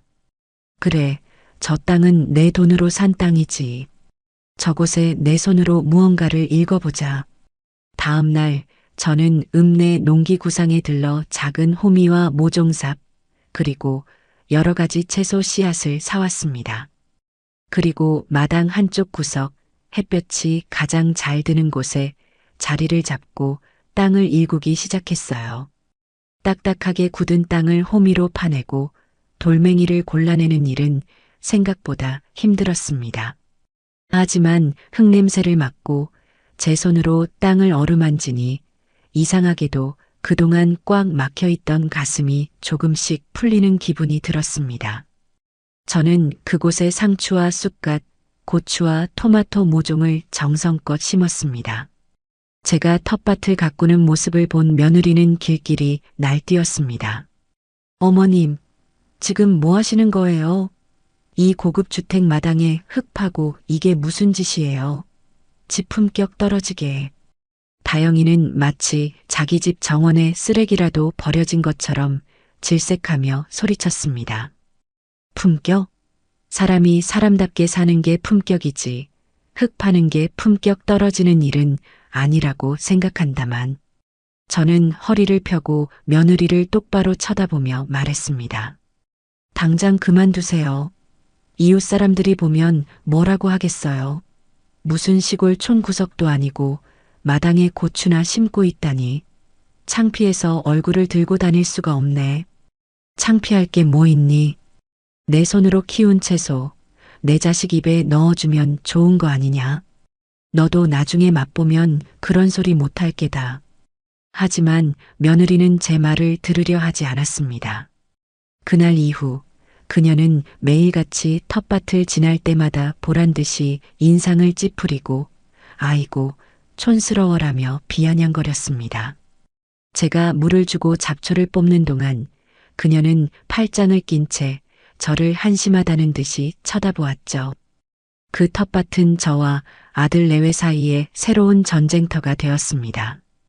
그들은 저를 집안에서 몰아내는 것도 모자라 이제는 제가 마당에 발붙이는 것조차 허락하지 않으려는 듯 했습니다. 하지만 저는 물러서지 않았습니다. 그 작은 텃밭은 이제 제게 단순한 채소밭이 아니었습니다.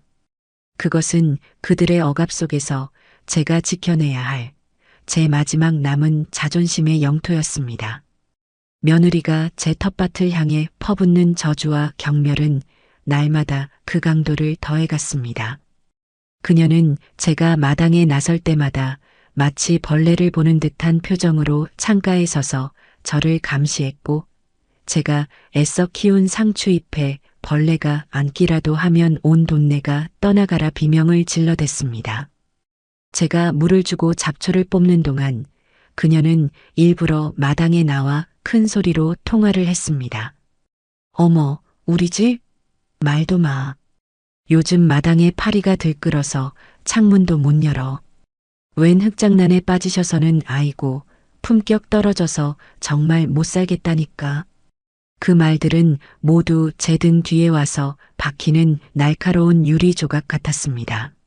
아들 재민이는 아내의 그런 히스테리를 말리기는커녕 오히려 동조하며 제게 핀잔을 주었죠. 어머니, 그냥 좀 그만하시면 안 돼요? 다영이가 저렇게 스트레스를 받는데 꼭 그렇게까지 하셔야겠어요? 그냥 마트 가서 사드시면 되잖아요. 그들의 눈에 제 작은 텃밭은 자신들의 고급스러운 전원 생활에 흠집을 내는 흉물일 뿐이었습니다. 그 흙 한 줌에 그 작은 싹 하나에 제 마지막 남은 자존심과 희망이 담겨 있다는 사실을 그들은 알지도 못했고 알려 하지도 않았습니다. 그 집에서 저는 점점 더 고립되어 갔습니다. 숨을 쉴 때마다 가시가 폐부를 찌르는 것처럼 모든 순간이 고통이었습니다. 이대로 주저앉아 그들의 등살에 말라 죽을 수는 없었습니다. 저는 탈출구가 필요했습니다. 그날 아침 저는 평소보다 일찍 잠에서 깼습니다. 더 이상 그들이 차려주는 눈칫밥을 먹고 싶지 않아 새벽녘에 조용히 부엌으로 나가 제 몫의 아침을 챙겨 먹었습니다. 그리고는 제 방으로 돌아와 외출복으로 갈아입었죠. 제 손에는 얼마 전에 산 작은 경차의 열쇠가 들려 있었습니다. 차가 있다는 사실이 마치 든든한 아군을 얻은 것처럼 제게 용기를 주었습니다. 저는 조심스럽게 현관문을 열고 집을 나섰습니다. 아침에 차가운 공기가 폐부 깊숙이 들어오자 정신이 번쩍 드는 기분이었습니다. 작은 경차에 시동을 걸자 조용한 엔진음이 제 심장 소리처럼 규칙적으로 울렸습니다. 저는 어디로 가야 할지 정하지도 않은 채 무작정 차를 몰고 마을길을 빠져나왔습니다. 한참을 달리다 보니 마을 어귀에 있는 작은 마을회관 간판이 눈에 들어왔습니다. 평소에는 무심코 지나치던 곳이었죠. 오늘은 왠지 모르게 그곳으로 핸들을 돌리고 싶었습니다. 마을회관 앞 공터에 차를 세우고 안으로 들어서는 데는 생각보다 큰 용기가 필요했습니다. 이미 그곳은 수십 년간 같은 동네에서 살아온 어르신들의 끈끈한 유대감으로 가득 차 있었기 때문입니다. 제가 머뭇거리며 문을 열고 들어서자 안에서 풍겨 나오는 퀴퀴한 냄새와 함께 수십 개의 눈동자가 일제히 제게로 향했습니다. 화투를 치던 할머니들, 장기를 두던 할아버지들, 모두가 하던 일을 멈추고 낯선 침입자를 경계하는 눈빛으로 저를 쳐다보았습니다. 어색하고 불편한 침묵이 흘렀고 저는 괜히 왔다는 후회와 함께 발길을 돌리려 했습니다. 그때였습니다. 화투패를 손에 쥔 채 인상이 좋아 보이는 할머니 한 분이 제게 먼저 말을 걸어주었습니다. 어이구, 처음 보는 얼굴인데 저기 고래등 같은 2층 양옥집에 사는 새댁 아니셔? 칠순이 넘은 제게 새댁이라니 어처구니가 없으면서도 왠지 모르게 웃음이 나왔습니다. 이 동네에서는 제가 가장 막내뻘인 모양이었습니다. 아, 네, 맞습니다. 얼마 전에 이사 왔어요. 김금자라고 합니다. 아이고, 어서 와요. 뭘 그렇게 문간에 서 있어. 이리 와서 따뜻한 데 앉아서 커피나 한잔 해요. 그 할머니의 구수한 목소리 한마디에 팽팽하게 당겨져 있던 제 긴장의 끈이 탁 풀리는 것을 느꼈습니다. 저는 그들이 내어주는 플라스틱 의자에 엉거주춤 앉아 믹스커피가 담긴 뜨거운 종이컵을 받아들었습니다. 달달하고 구수한 커피가 목을 타고 넘어가자 얼어붙었던 몸과 마음이 사르르 녹는 것 같았어요. 그날을 시작으로 저는 매일같이 마을회관으로 출근 도장을 찍었습니다. 처음에는 구석에 앉아 다른 사람들의 이야기를 듣기만 했지만 며칠이 지나자 자연스럽게 그들의 대화에 끼어들 수 있게 되었습니다. 그곳에는 저마다의 사연을 가진 사람들이 모여 있었습니다. 자식에게 집이며 논밭이며 다 물려주고 이제는 용돈 타 쓰는 신세가 되었다는 할머니, 명절에도 얼굴 한번 보기 힘든 자식들을 그리워하며 술로 하루를 보내는 할아버지. 우리는 서로의 아픔을 나누고 서로의 처지를 위로하며 동질감을 느꼈습니다. 집에서는 없는 사람 취급을 받던 제가 이곳에서는 금자씨 새댁으로 불리며 온전한 한 사람으로 대접받고 있었습니다. 저는 그곳에서 잊고 있던 웃음을 되찾았고 살아있다는 감각을 다시 느끼기 시작했습니다. 특히 그 중에서도 점잖고 말이 없지만 가끔씩 툭툭 던지는 한마디의 깊은 지혜가 담겨 있는 박 영감님과는 유독 마음이 잘 통했습니다. 그는 젊었을 때 면사무소에서 오랫동안 일한 공무원 출신이라고 했습니다. 어느 날 저는 점심을 먹고 박 영감님과 함께 회관 앞 평상에 앉아 커피를 마시다가 제 속의 응어리를 털어놓았습니다. 텃밭 문제로 며느리와 매일같이 싸우는 제 신세가 너무나 처량했기 때문입니다. 아니, 내 돈으로 산 땅에 내 손으로 상추 좀 심겠다는데 그걸 가지고 집 품격이 떨어진다며 매일같이 사람을 들들 볶으니 정말이지 화병이 나서 죽을 지경이에요. 그깟 상추 몇 포기가 뭐라고 사람을 이렇게 비참하게 만드는지 모르겠어요. 제 하소연을 묵묵히 듣고 있던 박 영감님은 종이컵을 말없이 내려놓더니 안경을 고쳤으며 제게 물었습니다. 금자씨, 혹시 그 집 등기부등본, 그러니까 속칭 집문서라는 것을 한 번이라도 제대로 본 적이 있어? 네. 집문서요? 그건 아마 아들 녀석 내외가 가지고 있을 텐데요. 저는 집을 사고 팔 때 도장만 찍어줬지. 그런 서류는 제대로 본 적이 없네요. 허허, 금자씨. 싸움을 하려면 무기가 있어야 하는 법인데 가장 중요한 무기를 적의 손에 쥐어주고 있었구려. 박 영감님의 말은 제 머리를 망치로 한 대 치는 것 같았습니다. 그 집을 지을 때 금자씨 돈이 얼마나 들어갔는지 그걸 증명할 수 있는 서류가 있어? 예를 들면 상가 건물을 판 매매 계약서라든지 그 돈이 아들 통장으로 들어간 은행거래 내역서 같은 것 말이요. 네, 그런 서류들은 예전에 살던 집에서 가져온 짐 보따리 어딘가에 있을 겁니다. 워낙 오래된 서류들이라 신경도 안 쓰고 있었네요. 지금 당장 집으로 가서 그 서류들을 찾으시오. 그리고 아들 내외 방을 뒤져서라도 집문서를 찾아내서 금자씨가 직접 가지고 있어야 합니다. 말로만 내 돈이다, 내 땅이다 하고 소리치는 것과 서류를 눈앞에 딱 내미는 것은 하늘과 땅 차이요. 그 서류들이야말로 금자씨의 가장 강력한 창이자 방패가 될 것이요. 박 영감님의 조언은 안개 속을 헤매던 제게 한 줄기 빛과 같았습니다. 그동안 저는 그저 억울하고 분한 마음에 감정적으로만 대응해 왔습니다. 하지만 이제는 달라져야 했습니다. 저는 그들에게 제 권리가 무엇인지, 이 집의 진정한 주인이 누구인지를 법과 서류로 똑똑히 보여주어야 했습니다. 그날 집으로 돌아오는 제 발걸음은 그 어느 때보다 비장했습니다. 집에 도착하니 다행히 아들 내외는 마트에 장을 보러 가고 없었습니다. 지금이 기회였습니다.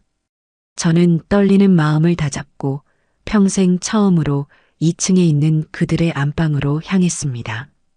남의 방에 몰래 들어간다는 죄책감이 들었지만 제 생존을 위해서는 어쩔 수 없는 일이었습니다.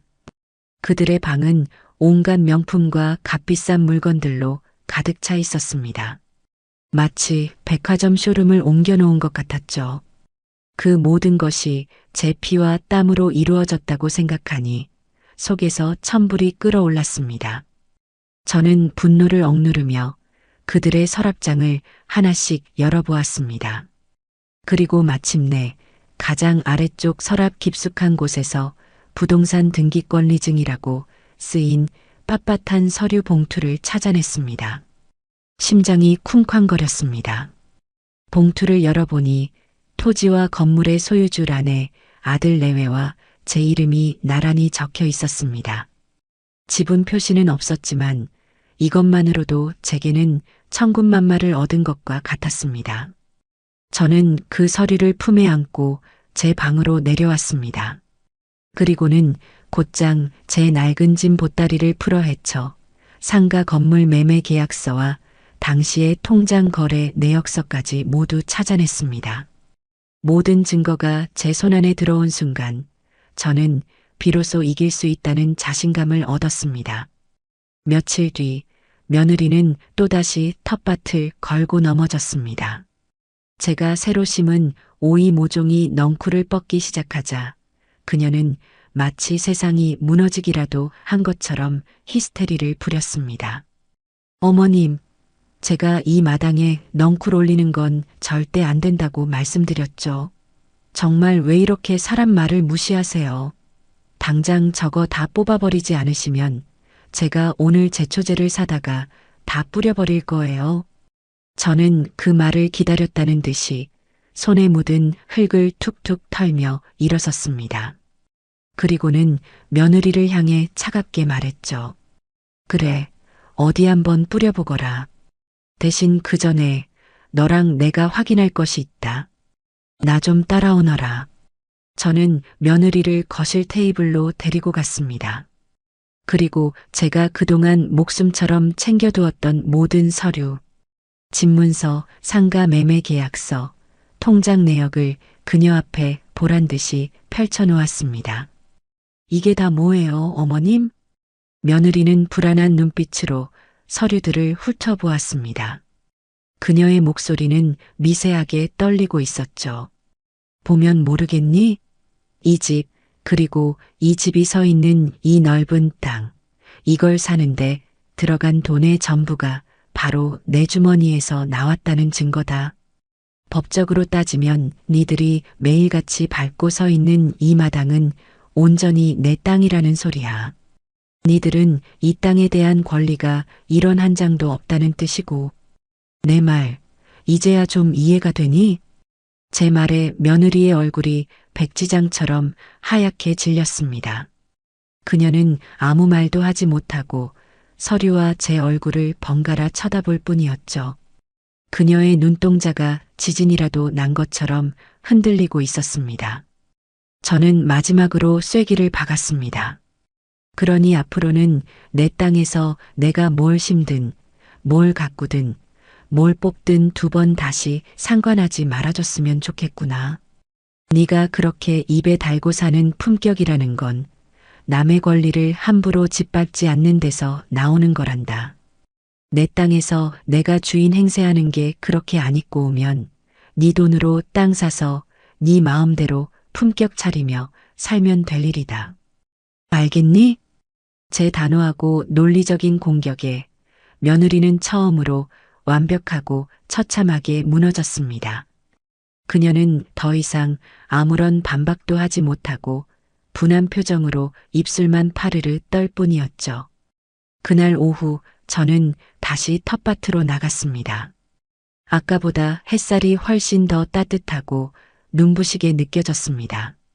저는 제 손으로 일군 작은 땅 위에 서서 처음으로 진정한 주인이 된 기분을 만끽했습니다. 이것은 단순히 텃밭을 지켜낸 싸움이 아니었습니다. 이것은 제 존재와 권리 그리고 제 남은 인생을 되찾기 위한 위대한 전쟁의 서막이었습니다. 그 이후 우리 집에는 폭풍 전야와 같은 위태로운 평화가 찾아왔습니다. 며느리는 더 이상 제 텃밭을 향해 독서를 퍼붓지 않았고 제 앞에서 대놓고 저를 무시하는 행동도 삼갔습니다. 하지만 그것은 결코 저를 존중해서가 아니었습니다. 그녀의 눈빛 속에는 여전히 식지 않은 분노와 함께 두고 보자는 식의 교활한 도끼가 서려 있었죠. 아들 역시 마찬가지였습니다. 제 앞에서는 아무 말도 하지 않았지만 밤이 되면 2층에서 그들의 방에서 낮은 목소리로 저를 원망하고 대책을 논의하는 소리가 어렴풋이 들려왔습니다. 그들은 제가 휘두른 서류라는 칼에 잠시 물러섰을 뿐 제 등 뒤에서 더 날카로운 칼을 갈고 있다는 것을 저는 본능적으로 느낄 수 있었습니다. 마을회관의 박 영감님은 제 승리를 진심으로 축하해 주면서도 동시에 신중한 조언을 잊지 않았습니다. 금자씨, 아주 큰일을 해내셨소. 하지만 이걸로 저들이 완전히 꼬리를 내렸다고 생각하면 큰 오산이요. 뱀은 머리를 밟아야 죽는 법인데 지금 금자씨는 겨우 뱀의 꼬리를 밟은 것에 불과합니다. 저들이 지금은 서류의 힘에 눌려 있지만 분명 금자씨의 다른 약점을 찾아내서 공격해 올 것이요. 제게 또 무슨 약점이 있을까요, 영감님? 가장 큰 약점은 바로 금자씨의 건강이지요. 사람은 누구나 늙고 병들기 마련입니다. 만약 금자씨가 갑자기 의식을 잃고 자리에 눕기라도 한다면 그 서류들은 휴지 조각이 될 수도 있어. 그들이 위임장을 위조하거나 금자씨가 정신이 온전치 못하다는 의사소견서라도 받아내는 날에는 모든 재산을 합법적으로 가로챌 수도 있다는 말이요. 박 영감님의 말은 제 심장을 얼어붙게 만들었습니다. 그렇습니다. 제가 두 발로 서서 똑똑히 제 의사를 밝힐 수 있을 때나 가능한 싸움이었습니다. 만약 제가 병들어 그들의 손에 제 몸을 맡겨야 하는 신세가 된다면 저는 꼼짝없이 모든 것을 빼앗기고 말 것입니다. 상상만 해도 온몸에 소름이 돋았습니다. 저는 더 이상 물러설 곳이 없었습니다. 제 마지막 인생을 안전하게 지키기 위해서는 그 어떤 상황에서도 흔들리지 않을 완벽하고 절대적인 법적인 방패가 필요했습니다. 박 영감님의 주선으로 저는 다시 한번 그 젊고 총명한 변호사를 찾아갔습니다. 이번에는 박 영감님도 제 곁을 든든하게 지켜주었죠. 변호사 사무실의 문을 열고 들어서는 제 발걸음은 처음과는 비교도 안 될 만큼 단단하고 확신에 차 있었습니다. 저는 변호사에게 그동안 있었던 모든 일을 상세히 설명하고 제 마지막 결심을 이야기했습니다. 변호사님, 이제는 더 이상 그들에게 그 어떤 미련도 기대도 없습니다. 제가 원하는 것은 단 하나입니다. 제가 살아있는 동안에는 제 재산을 온전히 제 것으로 지키고 제가 죽은 후에는 제 피와 땀이 밴 이 재산이 그들의 손에 단 1원 한 장도 들어가지 않게 하는 겁니다. 그게 법적으로 가능할까요? 제 비장한 물음에 변호사는 제 서류들을 다시 한번 검토하더니 확신에 찬 목소리로 대답했습니다. 물론입니다, 어머님. 가능하고 말고요.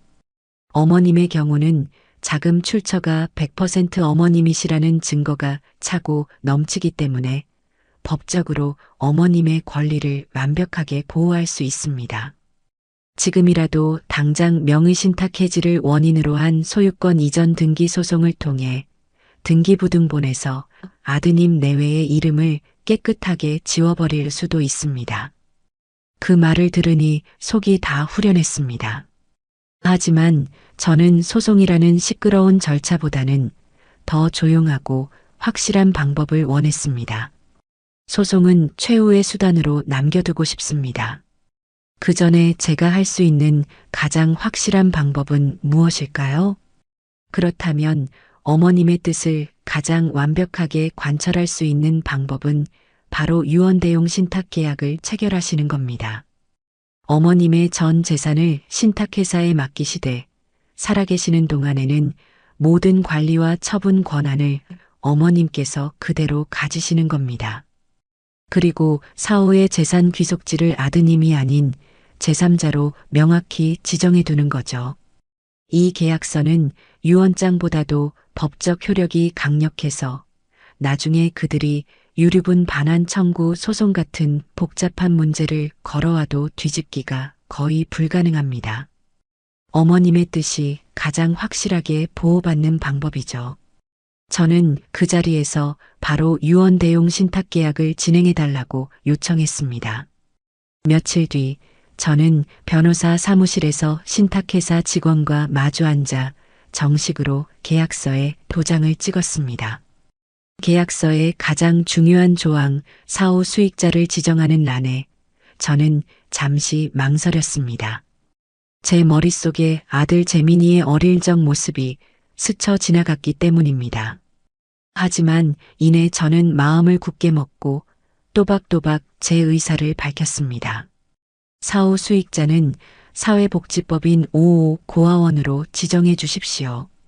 제 평생의 재산이 향할 마지막 종착지를 결정하는 순간이었습니다. 아들의 이름 대신 들어간 낯선 고아원의 이름이 제 마음을 아프게 찌르면서도 동시에 기묘한 해방감을 안겨주었습니다.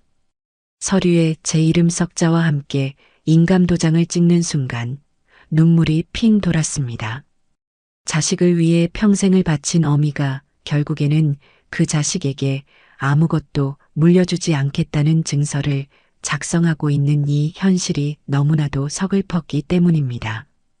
하지만 저는 눈물을 삼켰습니다.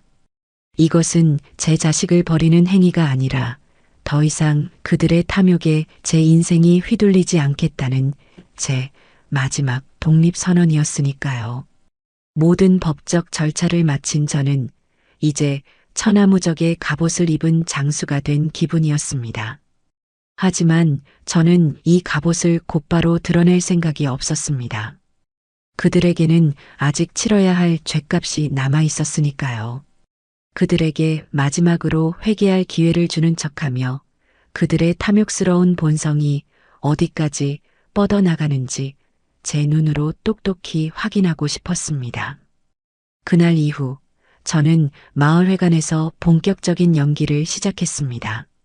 이전보다 더 자주, 더 크게 한숨을 쉬며 제 신세를 한탄했습니다. 아이고, 늙으면 빨리 죽어야지. 자식 새끼들 다 소용없어. 내가 요즘 변호사 만나고 다니잖아. 왜냐고? 내 재산, 내가 눈 감으면 한 푼도 남김없이 싹 다 기부해버리려고. 차라리 얼굴도 모르는 불쌍한 애들 돕는 게 나중에 하늘나라 가서도 칭찬받을 일 아니겠어? 제 푸념은 기름을 부은 듯 마을회관 전체로 번져나갔습니다.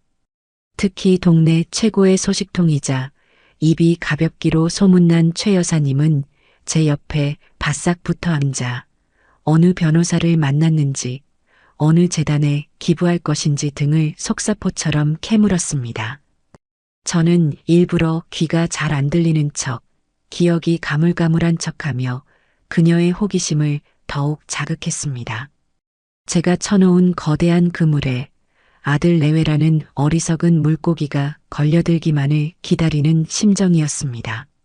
소문은 제가 생각했던 것보다 훨씬 더 빨리 그리고 훨씬 더 강력하게 퍼져나갔습니다.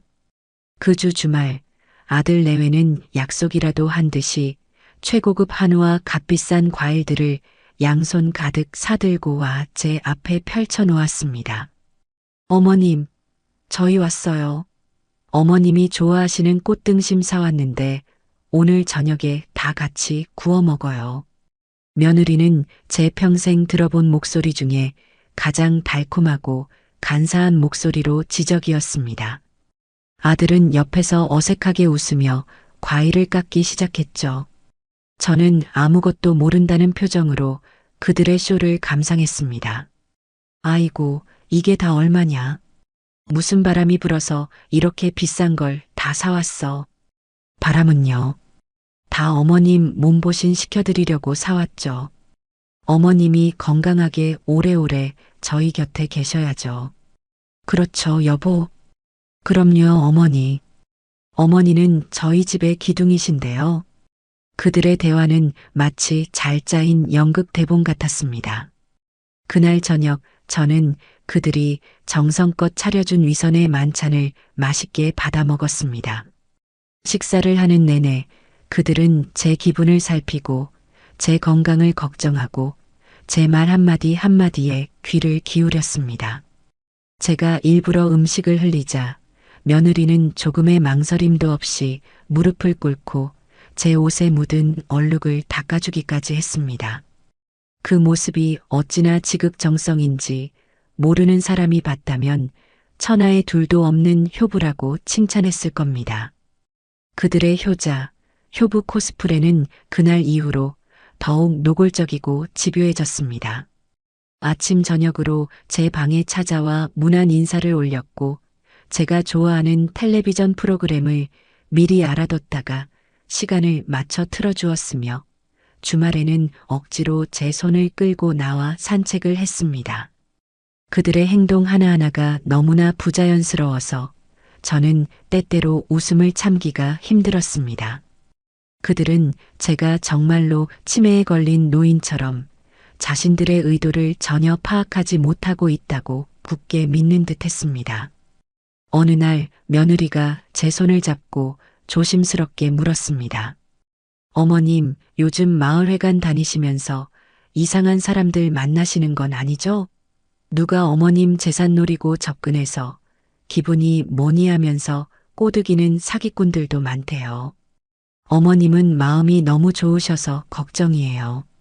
저는 잠시 멍한 표정을 짓다가 천진난만하게 대답했습니다.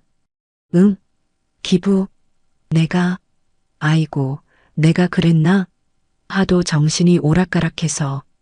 그래도 좋은 일 한다는데 나쁠 건 없지 않겠니? 제 대답에 며느리의 얼굴이 순간 굳어지는 것을 저는 놓치지 않았습니다. 그들은 자신들의 탐욕스러운 미래가 제 오락가락하는 정신머리 하나에 달려있다는 사실에 매일 밤 불안에 떨며 잠을 설쳤을 겁니다. 저는 그들의 불안과 초조함을 자양분 삼아 하루하루를 더욱 단단해져 갔습니다.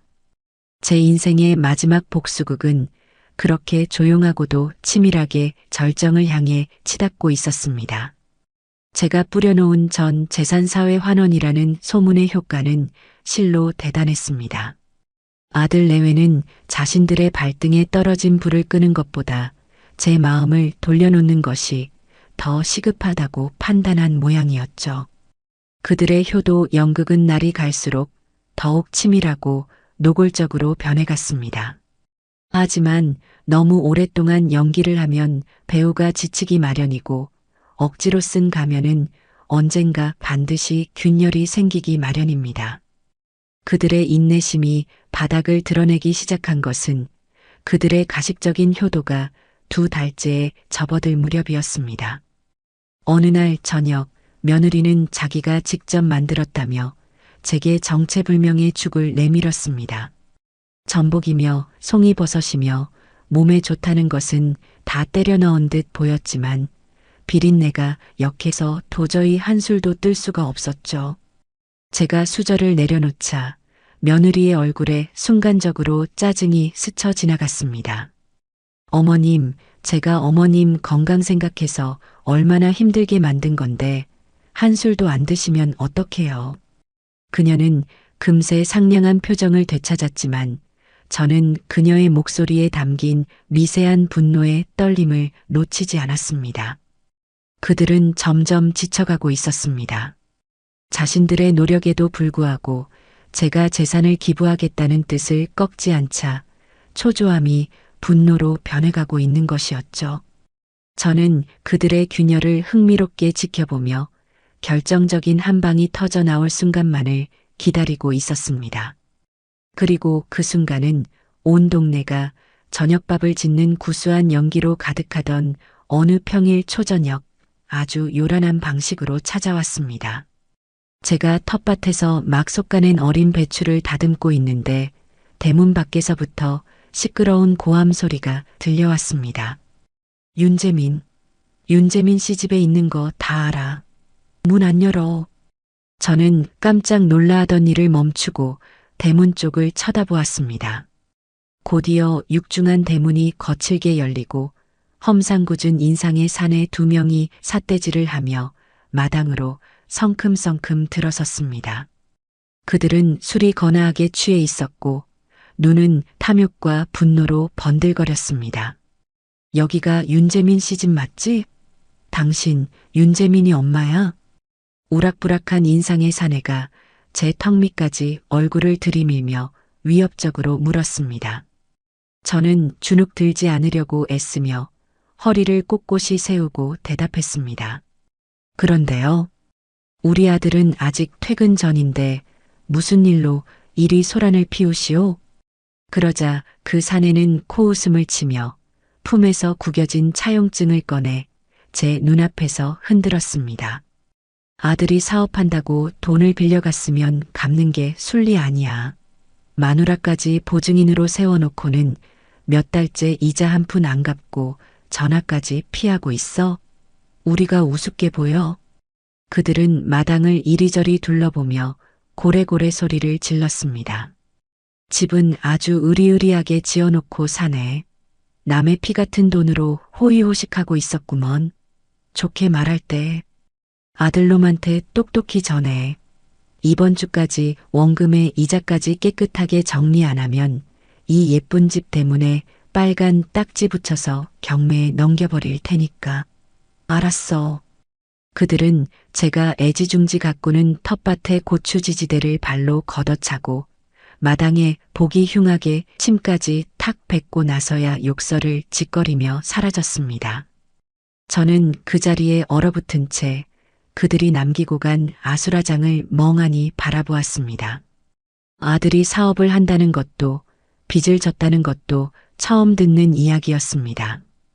온몸에 피가 차갑게 식고 손발이 벌벌 떨려왔습니다.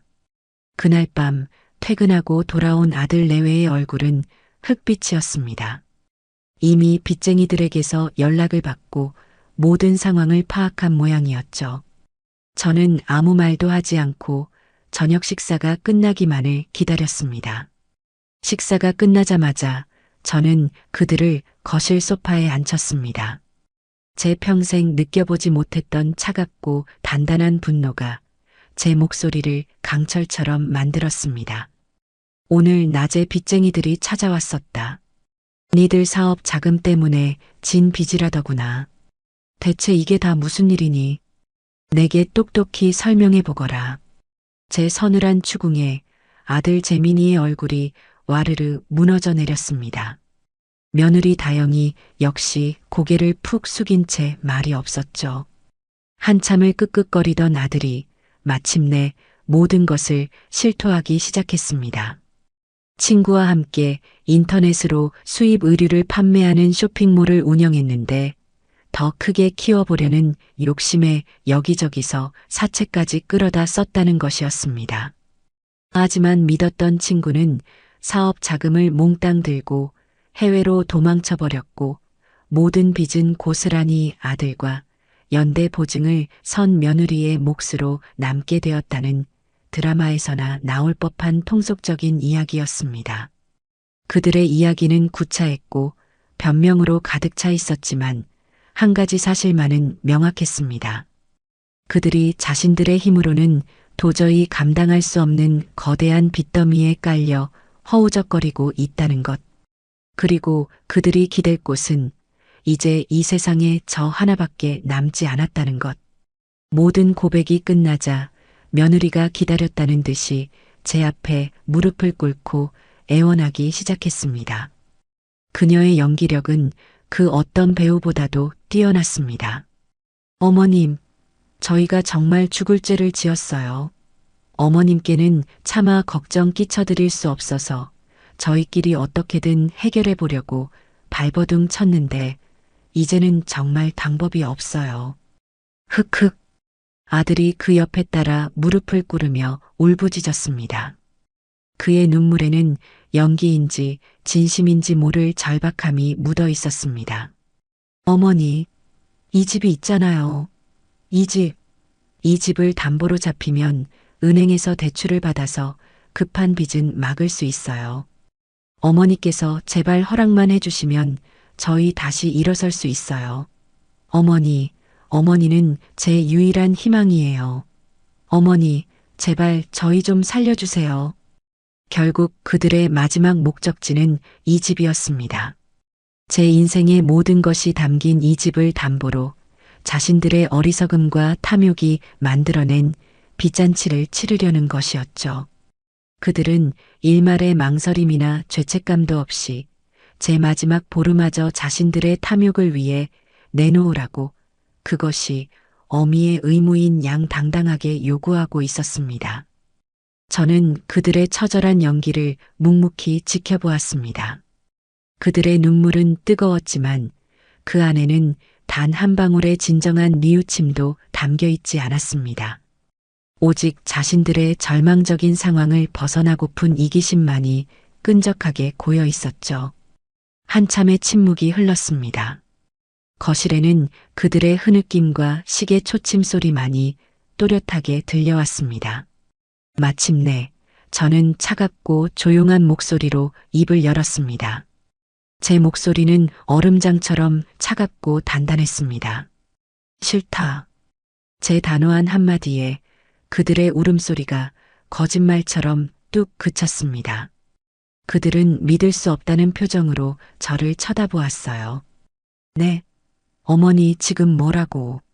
내가 왜 내 평생의 피와 땀이 담긴 이 집을 담보로 잡혀서 너희의 빚잔치를 해줘야 하냐고 묻고 있다. 이 집은 내 집이다. 내가 시장 바닥에서 허리가 휘도록 일해서 내 손으로 올린 내 성이야.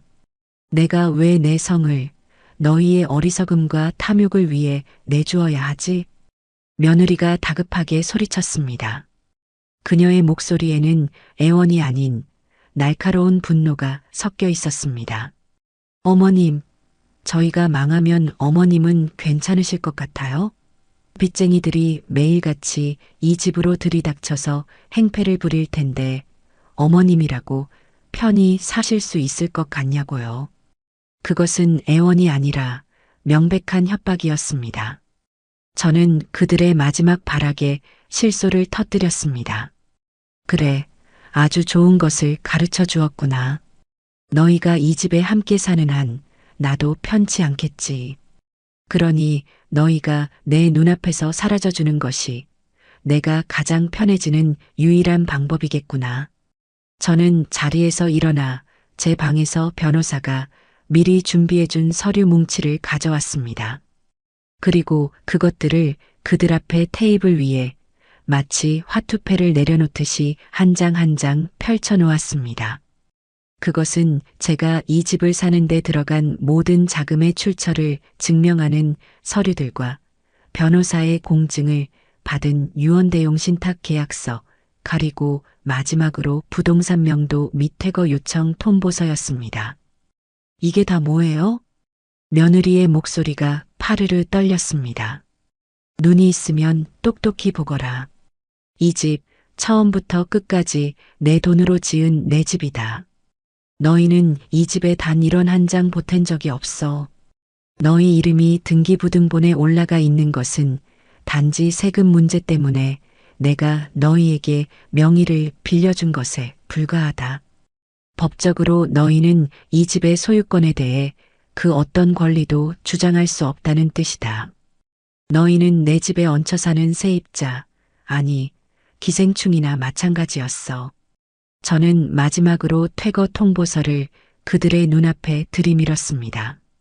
나는 더 이상 너희 같은 불성실하고 파렴치한 것들을 내 집에 들릴 생각이 없다.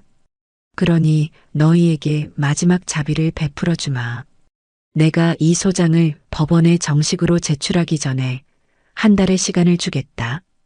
한 달 안에 조용히 이 집에서 니들 짐을 모두 싸서 나갈지, 아니면 법원에서 발행한 퇴거 명령서를 받고 경찰들이 보는 앞에서 개처럼 질질 끌려나갈지.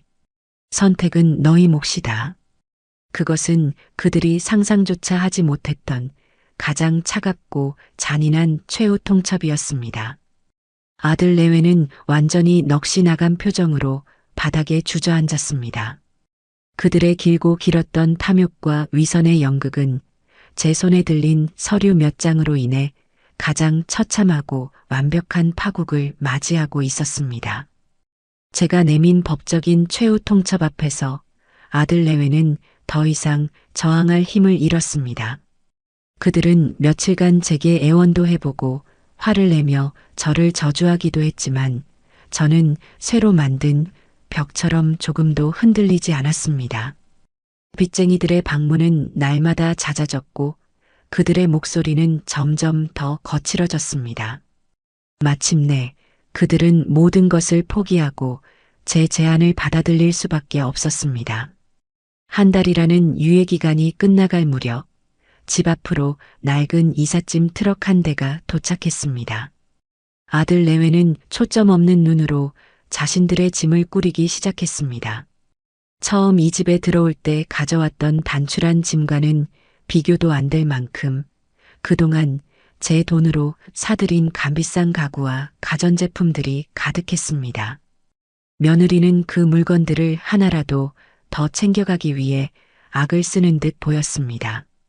심지어 제가 아끼던 작은 찻상까지 트럭에 실으려는 것을 제가 나서서 막아야 했습니다. 그건 내 물건이다. 내려놓거라. 제 단호한 말에 며느리는 저를 도끼 어린 눈으로 쏘아보더니 찻상을 바닥에 거칠게 내동댕이 쳤습니다. 쨍그랑 하는 날카로운 소리와 함께 찻상의 다리 한쪽이 부러져 나갔습니다.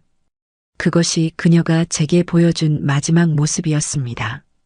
아들은 그 모든 과정을 지켜보면서도 차마 고개를 들지 못하고 그림자처럼 서 있기만 했죠. 그들의 마지막 모습은 제가 상상했던 것보다 훨씬 더 비참하고 추했습니다.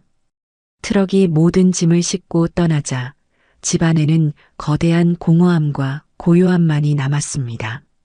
저는 부러진 찻상을 들고 거실 한가운데에 한참을 서 있었습니다. 눈물이 날 법도 한데 이상하게도 눈물은 나오지 않았습니다. 오히려 오랫동안 저를 짓누르던 무거운 갑옷을 벗어 던진 것처럼 몸과 마음이 날아갈 듯 가벼웠습니다. 저는 그날 집안의 모든 창문을 활짝 열었습니다. 새로운 공기가 들어와 그들이 남기고 간 불행하고 탐욕스러운 기운을 깨끗이 씻어내 주기를 바랐습니다. 그들이 떠난 집에서 혼자 지내는 시간은 제게 온전히 저 자신과 마주하는 기회를 주었습니다. 저는 그동안 발도 들여놓지 않았던 2층 안방으로 제 짐을 옮겼습니다. 푹신하고 넓은 침대에 처음 누워보았고 햇살이 가득 들어오는 창가에 앉아 책을 읽었습니다. 며느리가 그토록 자랑하던 최신식 주방에서는 제가 좋아하는 구수한 된장찌개와 나물 반찬 냄새가 피어올랐습니다. 텃밭에서 직접 키운 상추를 뜯어 밥을 싸먹는 소박한 행복을 누렸습니다. 집은 이제 더 이상 감옥이 아니었습니다. 온전히 저만의 공간, 저만의 왕국이었습니다. 하지만 그 평화는 그리 길지 않았습니다. 집이 너무 컸고 너무 많은 나쁜 기억들을 담고 있었기 때문입니다. 밤이 되면 텅 빈 집의 고요함이 오히려 저를 무섭게 짓눌렀습니다. 저는 이 집이 제가 여생을 보낼 곳이 아니라는 것을 깨달았습니다. 이곳은 제 권리를 되찾기 위한 전쟁터였을 뿐, 제가 꿈꾸던 진정한 안식처는 아니었습니다. 저는 다시 박 영감님과 변호사를 찾아갔습니다. 그리고 제 결심을 이야기했죠. 이 집을 팔고 싶습니다. 그리고 제 여생을 편안하게 보낼 수 있는 새로운 곳을 찾고 싶어요. 제 결정을 들은 그들은 아무것도 묻지 않고 제 뜻을 존중해 주었습니다. 집은 부동산 시장에 내놓자마자 좋은 가격에 팔렸습니다. 제 평생의 재산이었던 상가 건물이 이제는 두둑한 현금이 되어 다시 제 손으로 돌아온 것입니다. 저는 그 돈의 일부를 떼어 변호사와 박 영감님께 두둑한 사례금을 드렸습니다. 그리고 저는 제 인생의 마지막 보금자리를 찾아 나섰습니다. 아들 내외를 피해 숨어 들어온 낯선 시골이 아니라 제가 편안함을 느끼는 곳, 좋은 친구들이 있는 곳으로 가고 싶었습니다. 제가 선택한 곳은 마을회관과 가깝고 병원과 시장도 걸어서 다닐 수 있는 거리에 위치한 고급 실버타운이었습니다. 그곳은 삼시세끼 영양가 있는 식사를 제공해주고 청소와 빨래 같은 굳은 일도 도맡아 해주었으며 다양한 취미 활동과 의료 서비스를 이용할 수 있는 곳이었습니다. 저처럼 혼자 사는 노인들이 서로 친구가 되어 외롭지 않게 살아갈 수 있는 그야말로 노인들을 위한 천국 같은 곳이었죠. 제 새로운 집은 크지 않았지만 창문으로는 아름다운 정원이 보였고 작은 발코니에는 제 작은 텃밭을 다시 꾸밀 수 있는 화분들을 놓을 수 있었습니다. 이사하던 날 마을회관 친구들과 박 영감님이 찾아와 마치 제 자식들처럼 제 이사를 도와주었습니다. 우리는 함께 웃고 떠들며 짐을 정리했고 저녁에는 실버타운에서 제공하는 근사한 레스토랑에서 다 함께 식사를 하며 제 새로운 출발을 축하했습니다. 왁자지껄한 웃음소리가 식당을 가득 채웠고 저는 제 인생에서 가장 따뜻하고 행복한 저녁 식사를 했습니다. 어느 화창한 주말 오후 저는 발코니 의자에 앉아 새로 사귄 친구들과 함께 향기로운 국화차를 마시고 있었습니다. 텃밭 화분에서 키운 작은 허브잎을 띄운 저만의 특별한 차였죠. 그때 제 휴대폰이 조용히 울렸습니다. 모르는 번호로 온 장문의 문자 메시지였습니다. 어머니, 저 재민이에요. 저희 지금 작은 월세방에서 정말 힘들게 살고 있어요. 다영이는 매일같이 저를 원망하고 저는 일용직을 전전하며 하루하루를 버티고 있습니다. 어머니가 주신 돈은 빚 갚는 데 다 쓰고 이제는 정말 수중에 10,000원 한 장이 없네요. 어머니, 저희가 정말 잘못했어요. 저희가 어리석었어요. 어머니의 사랑을 당연하게 생각했던 저희를 용서해 주세요. 제발 마지막으로 딱 한 번만 저희를 도와주시면 안 될까요? 라면이라도 끓여 먹을 돈이 없습니다. 제발. 저는 그 길고 구차한 메시지를 눈 하나 깜빡하지 않고 마지막 문장까지 묵묵히 다 읽었습니다. 그리고는 한치의 망설임도 없이 삭제 버튼을 길게 눌렀습니다. 제 마음은 잔잔한 호수처럼 그 어떤 미련의 파문도 잃지 않았습니다. 어미의 사랑은 자식이 딛고 일어서는 단단한 땅이 되어야지 끝없이 추락하는 자식과 함께 빠지는 늪이 되어서는 안 되는 것이었습니다. 휴대폰을 내려놓고 저는 다시 친구들을 향해 돌아보았습니다. 자, 다들 차가 식겠네. 어서 들어요. 이 국화차 한 잔 마시면 10년은 젊어진다니까. 제 말에 친구들이 까르르 웃음을 터뜨렸고 우리의 행복한 웃음소리는 맑고 높은 가을 하늘 아래로 멀리 퍼져나갔습니다.